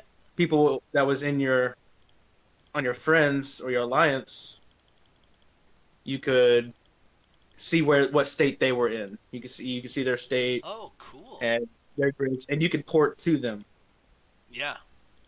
Like, oh, I have 5 friends in sector 97, which is a big sector I played in. Yeah. So, and which was great. One thing that it created a great dynamic for the game was having state versus state wars. Like you have COP events, but these wars, someone from sector 11 could come to sector 200 and whatever, and you'd fight and stuff. So we had an alliance which I actually led, was the Sector 97 Defense Alliance. Oh, We cool. were the Sector 97 Peacekeepers. Yeah. Each state had one. You defended your state from invaders and stuff, and it was great because it could happen at any time. You have multiple state invaders, and because one thing I noticed in this game, you're limited to your range of states. Yes. Correct. And you could and here you could stay as long as you wanted. You could join those teams. Interesting. The alliances weren't set up like it is here. Mm-hmm. The way they did it was an app or a website. Okay. You could put what they call buttons. It's like little images on your Facebook profile picture. Yeah, yeah. And you would use that to, state who you were. Yeah. I had my affiliated alliances that were with me on there. I had my peacekeeper badges and stuff like that. Nice. So yeah, definitely similar game, but definitely some very real differences too, right? So yeah, you're wondering if they have some sort of like that.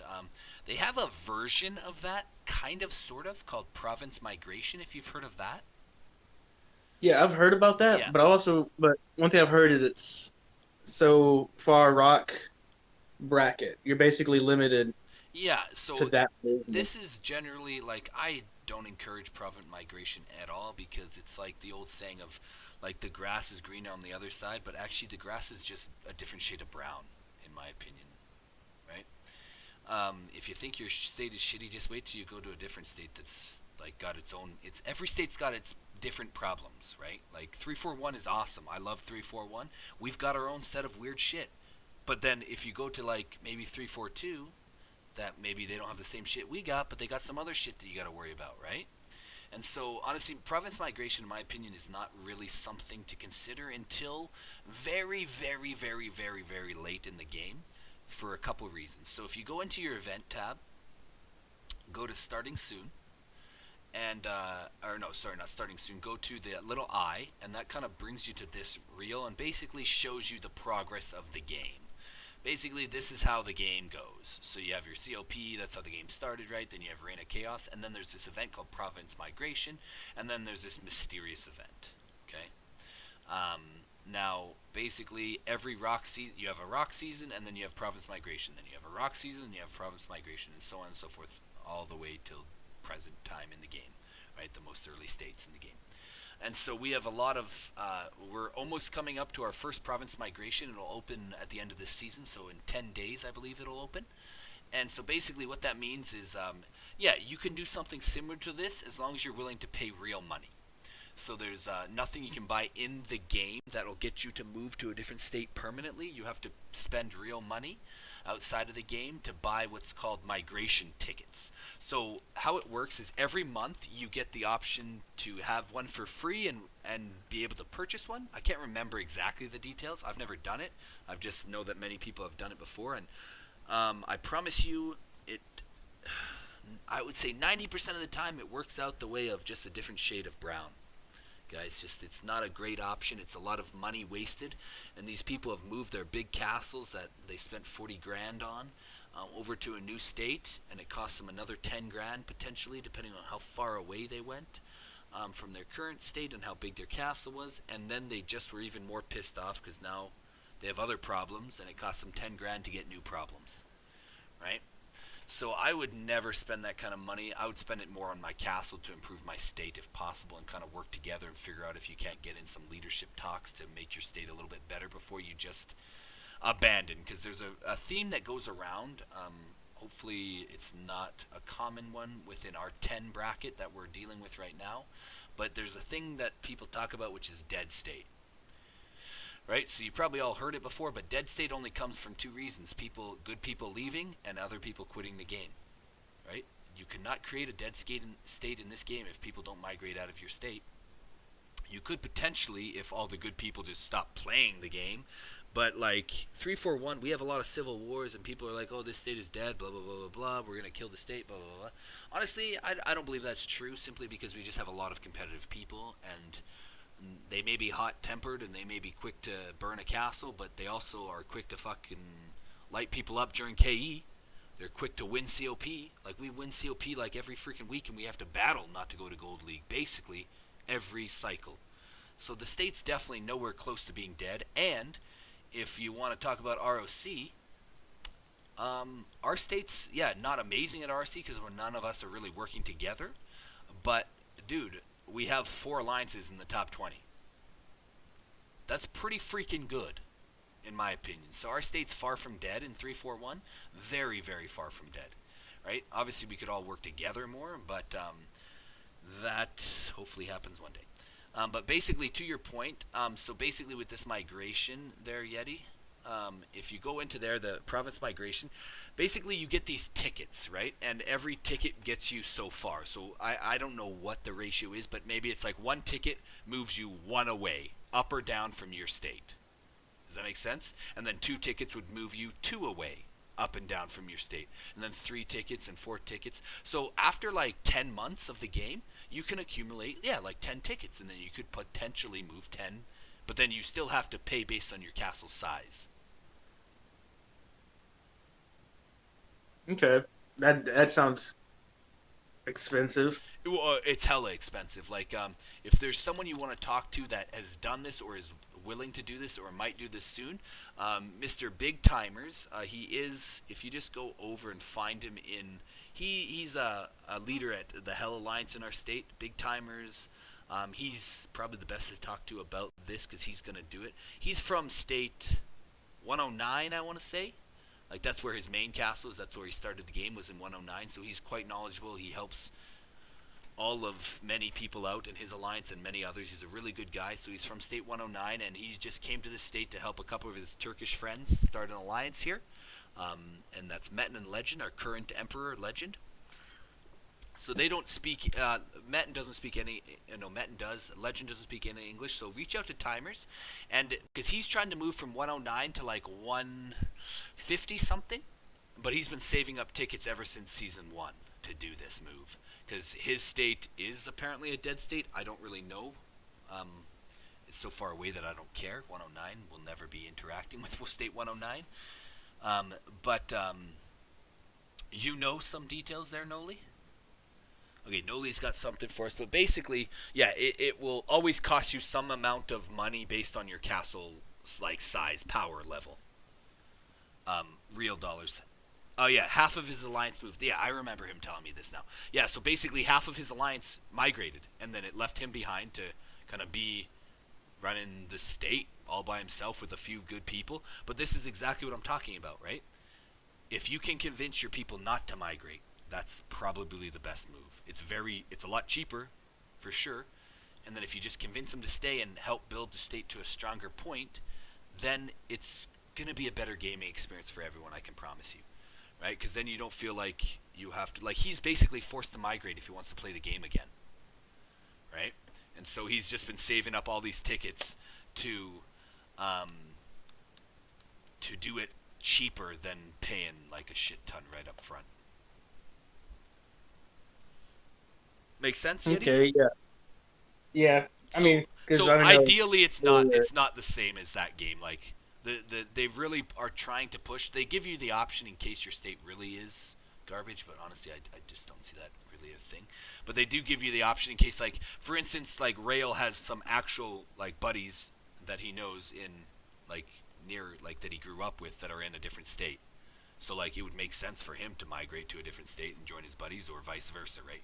Like, obviously, they want people to be able to play with their friends. That would be fun, right? But it's super expensive, in my opinion, and not worth it. Like, there's so many things in this game you can waste your money on. In my opinion, migration is potentially one of them. Just actively try and make your state better, right? Like, I know that takes a little bit of onus, and not everyone's here to play the game the same way. But if you can help your state grow, then that would be the better option than migrating for sure. Oh yeah, of course. Sometimes like a change of scenery is always nice. Totally. A new area to command and conquer. Yeah, totally.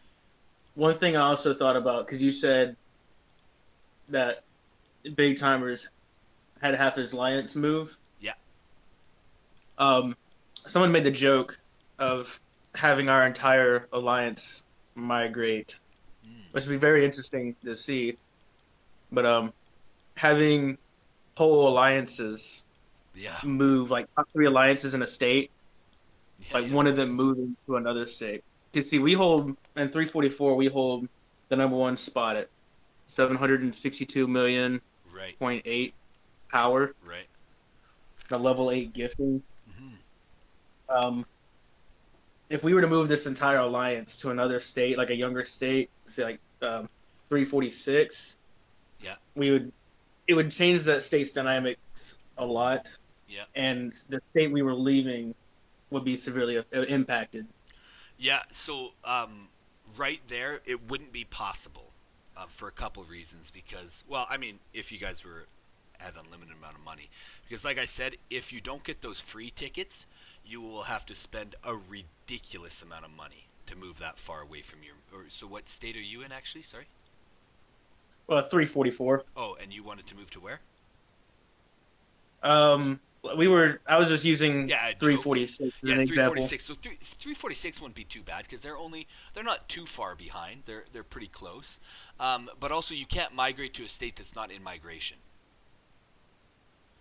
So if they're not up to past RoC Season 1, you can't migrate to them. Like you can't go backwards.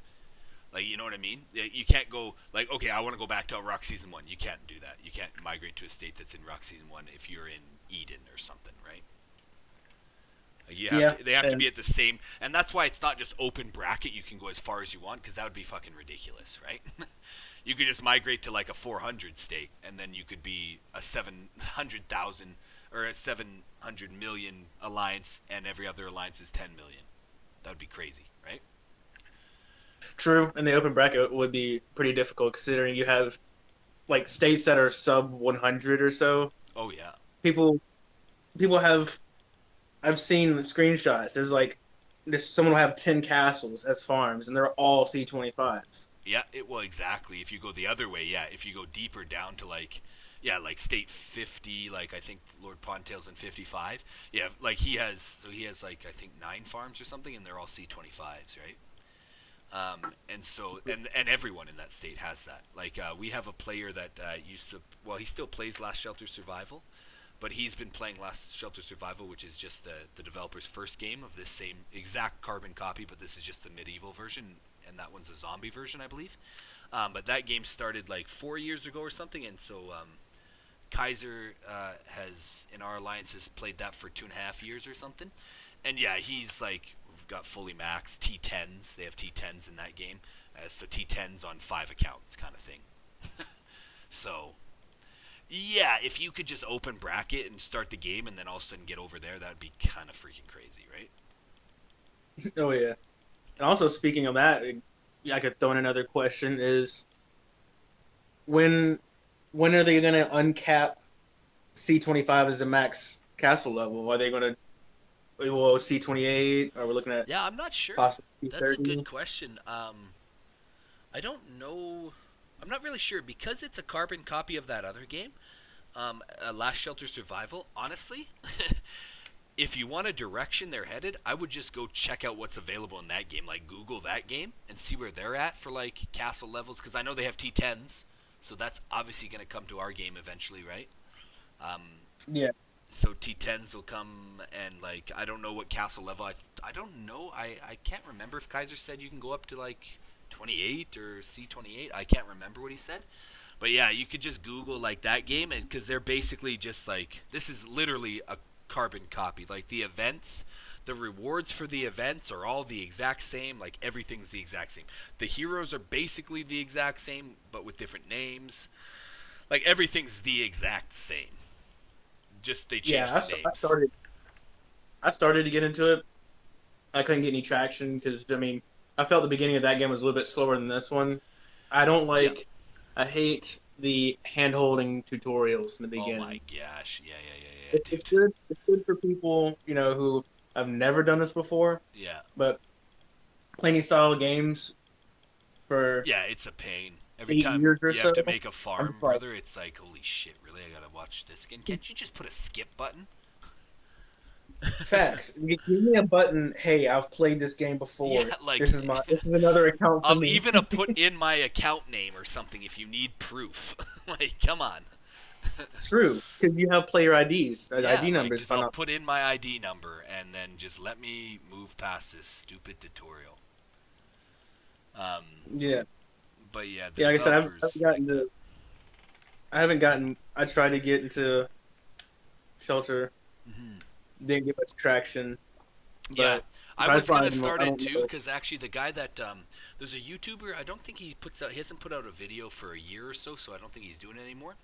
But his name is Tripleholix Gaming on YouTube. So if you guys Google that, he's awesome. He taught his videos taught me the game. He's super friendly dude. His mind works the same. He's very mathematical and like efficient kind of play style. So I really liked his videos and very good at explaining stuff, and that's what I kind of hopefully that's what I'm patterning my YouTube after is a little bit of that and more like community-based stuff where everyone can talk and participate on some level. And so yeah, that's kind of where I've patterned my YouTube stuff after is his kind of the explanation. And he's super good. That's where I learned. Like honestly, I started this game I want to say like 6 or 7 months ago, and for the first 2 months I literally was playing Farmville. I didn't even know there was alliances. I didn't even know you could hit other castles. I was like, oh, this is cool. Look at me build up this castle. I was like playing Civilization, you know? Just building up my castle. Look, I can train some troops and kill these guys out, these desert snakes. This is fun. And then I saw a YouTube video randomly about the game. I was like, oh, that's the game I play. I should check this out. And I'm like, wait. No, this is a fucking different game. This guy's doing like real shit that I've never even heard of. And so instantly I was like, okay, this sounds super cool. So I just started a new account that day, basically, and that's how I ended up in Province 245 was my last one before 341. And then I just kind of, from day one, just kind of did everything that guy said, and then obviously expanded on it, obviously, because he hasn't made videos for like a year, so. Yeah. Yeah, and that's actually how I looked at Shelter. For a while, I was just like, I don't see a point in this. Like I see other people around. We're just here, I guess. Yeah, they're just doing the same thing as me, I guess. Yeah, no, it was it's crazy, yeah. Yeah. It's a fun game though, super fun game. Get into it. If you're not enjoying it, well, you're probably here because you're enjoying it. So that's kind of a moot point. But yeah, super good questions there, Yeti Senior. Hold on a second. You're cutting out. I'm gonna back out real quick and re-enter. Yeah, no worries there. Perfect. Yeah, me too. No, it just cleared up. Oh, I guess. Interesting. It might have just been my connection or something briefly. Can you hear me better now? Hello? Oh. Hello? Yeah. Anyone hear me? Yes. Yeah, it's just for a moment you were cutting. Oh, interesting. It's that snow. It's All right, just I'm back. It's just freezing my internet lines, you know? It's actually not that cold here. I went, guys, you'll be super, well, I'm proud of myself. I don't care if you're proud of me, but I'm proud of myself. I went outside today. I usually try to go outside every day, but I went outside today. Again, we can't hear you. Yeah, you cut out. Okay, one sec. Let me swap servers here. One sec.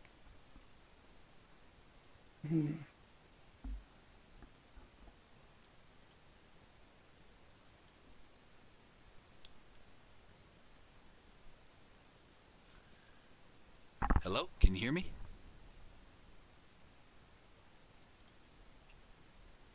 Yes. With some interruptions. How about now? How about now? Like Is I can that- see the streams if I can some. Is that clearer? Hello? Hello? Hello? Your internet is broken. Well, that could be. Let's see. But Fair well, enough. Can you hear me again? Is it working better? I just changed Discord servers. Maybe that'll help. We're on A little better. We're on USA West right now. So there we go. okay, A bit better. working a little bit better. Yes, it's great now.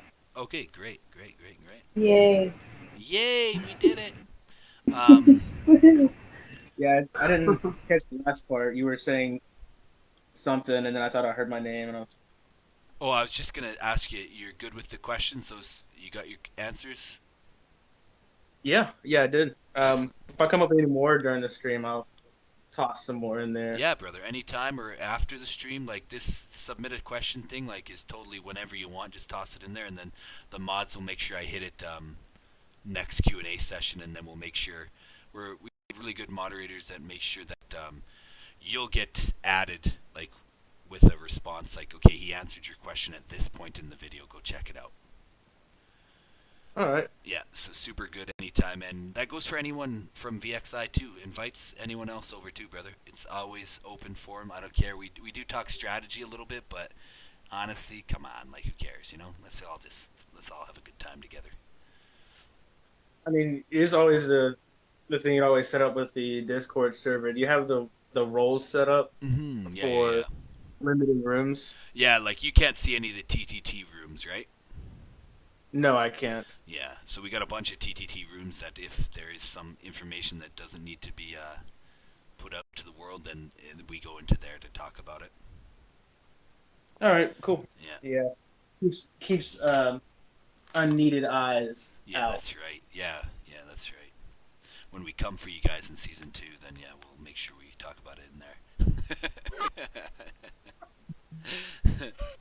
No, that was a fun war, though. That was really fun. We are friends. Yeah. No, we're never gonna fight you, Yeti, again. No, we're friends forever. I don't fight my friends ever. At least I know. I wouldn't want to see round 2 either. No, awesome. I think, El, you got a question there? Is C25 max? Yeah, it is max for now. It might go higher someday, but it is max for now in this game. But then, with that being said, you get to C25, and then like you still got like months of research to do, and yeah, there's lots more to do after C25. So it's not like, oh, suddenly you have nothing to do. You got gear to build, you got research to complete, and yeah, it goes on for sure. That's good. Yeah, there's lots. Like, this game should keep you, if you really like the game, it should keep you interested. Like, honestly, I'll probably play it for, well, like, some of the earlier states, yeah, I don't know how long, but there's only 2 games in my entire life that have been able to capture my attention as much as this game has, and the first one is League of Legends, and the other one is this one. So I've played many games. I've been playing video games since I was like 4 years old, and I don't play a lot of them anymore, but these 2 have just been super fun. Nice. Yeah, I wasn't really worried about like being bored. I was more worried about like people getting more stronger than that. Oh yeah, no, that's what's cool too. Is like eventually, like it's about at the 12-month mark where pretty much the spenders start hating how much they've spent because every free-to-play player is up there with them. But nice. Honestly, they got to enjoy the 12 months of being ahead of everyone, so they probably don't hate it that much. Yeah. You know what I mean? Yeah. So they got 12 months of it, and then we all kind of even out, and then it's just a matter of clicking your buttons better than other people during KEs and RoC Wars and stuff like that, and strategy too. Yeah. It's fun. But yeah, that's awesome, guys. We have been at this for like 3 hours. This has been a phenomenal. I'm so happy to have so many people here. From other alliances too. People have been coming in and out, and yeah, like this is how the structure is every single time. So definitely invite anyone you want. Core, Miss Core Cat, and Yeti, anyone. Just invited out on a mass. It doesn't matter.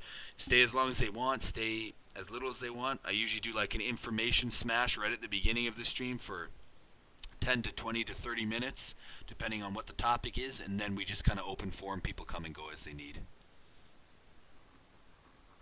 So, all right.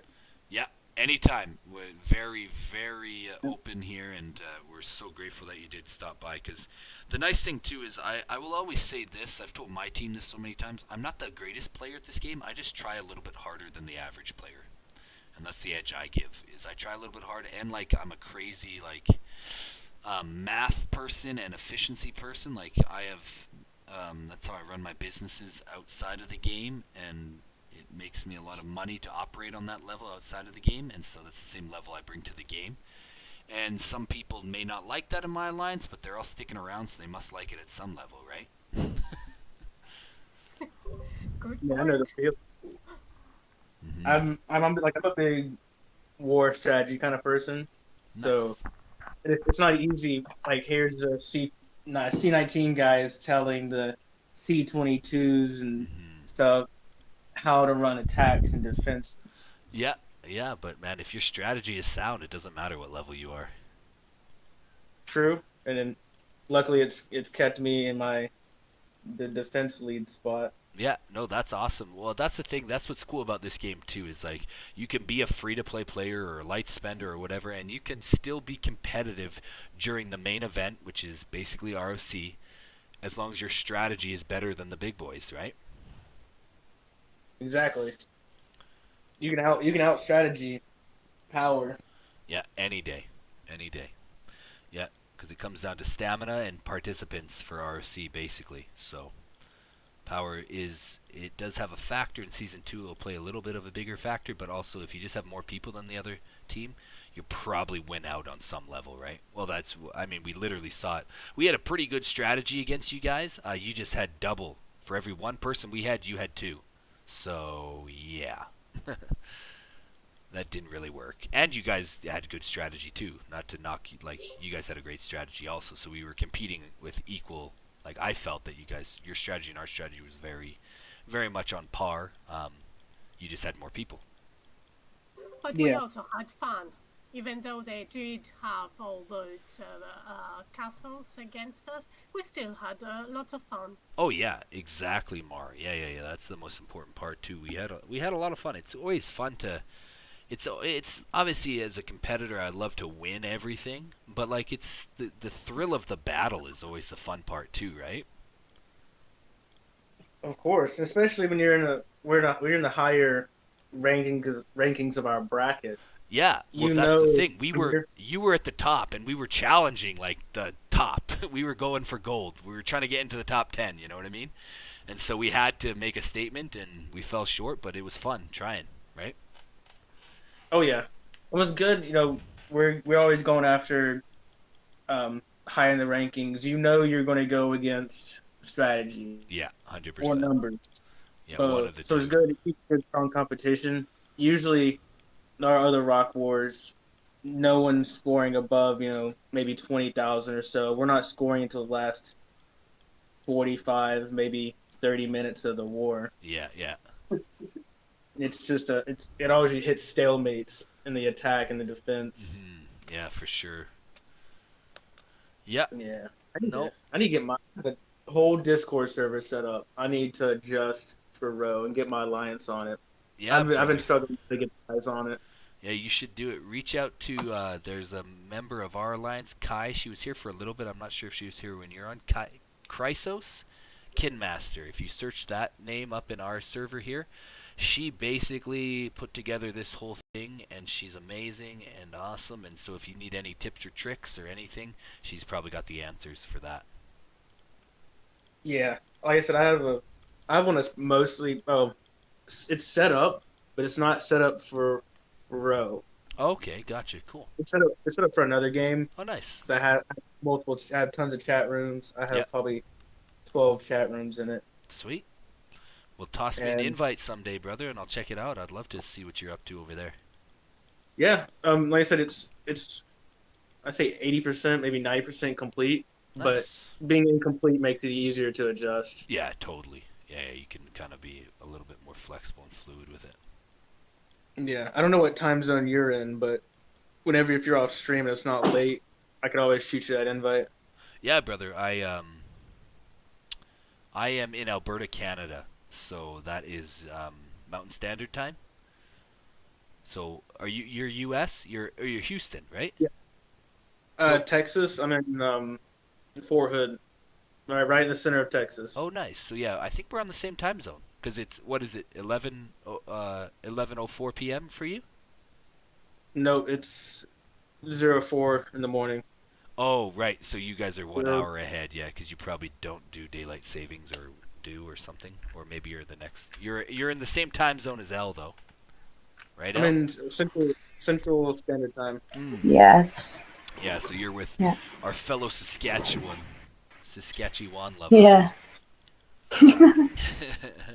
Yep. No, that's awesome. Yeah, so we're pretty much close to the same time. So yeah, anytime, Yeti, anytime, brother. I'm always online. Like I said, I work from home, so I'm basically in the game whenever I want to be. Okay. Yeah, I'll be setting it up and changing it Saturday. Sweet. I gotta work a 24-hour shift Saturday. Nice. So I have 4 hours to sit there and play with it. Sweet. What do you do for work? I'm 4.5 years active duty Army. Oh, dude, that's awesome. That's cool. Yeah. Well, That helps. I mean, it kind of strategy in a larger scale. Yeah, no, for sure. That's super fun. Yeah, that's awesome. I'm an M1 Abrams tank crewman. Whoa, that is super cool. That's awesome. So you're like on active duty right now? Yes. Oh, cool. Nice. Yep. I got in September of 2016. Cool. Yeah. Nice. Yeah, it's fun. Sounds fun. Yeah. This is what I do in my spare time. Yeah. Yeah, same. I got family and kids and a couple other businesses that I run and stuff and a bunch of other shit, but this is a lot of fun, so I generally do my free time on here. Oh, I feel you. This is my free time to stay out of trouble. That's right. It's always good. Yeah. That's right. If you spend the money in the game, then at least you're not spending it somewhere else. That could be way worse. Or time. Period. Time and money is basically the same thing anyway. Yeah, but awesome. I think we're gonna wrap it up, guys, because I need to eat some food. I need a snack, and yeah, it's been a good freaking 3-hour session. Many good questions. Like I said, we do this twice a week, and when we get to the first week the first week of season 1, I'll be doing it every night just to prep my team, so anyone's more than welcome to hop on during those ones. It'll be every night, 30 minutes past reset, just so everyone kind of gets that based on whatever time zone you're in. 30 minutes past reset is when we start those, and for now it's Tuesday nights and Thursday nights in the western part of the world. 30 minutes after reset, and then yeah, that's what we'll do for now. But yeah, thanks everyone for coming. Appreciate all your questions. E, Corcat, Fox, Mar, Miss Corcat, Run, L, Yeti, and everyone else that stopped by. Appreciate all you guys. Thank you. Thanks. And guys, Have a good whatever night. questions you have, just pop them in the submit a question tab, and we will answer them as much as possible. As you are answering mine, thank you very much as well. Yes, thank you so much, Mar. Mar is a moderator here on our Discord, and she does a fantastic job, and same with Elle. Thanks so much, guys. Appreciate you guys' help. No, thank you, though. Have a good night. You're welcome. You too. Yeah. We'll see you guys next Good time. night. See you in the game, See TTT. you. Yes. Bye, guys. Bye.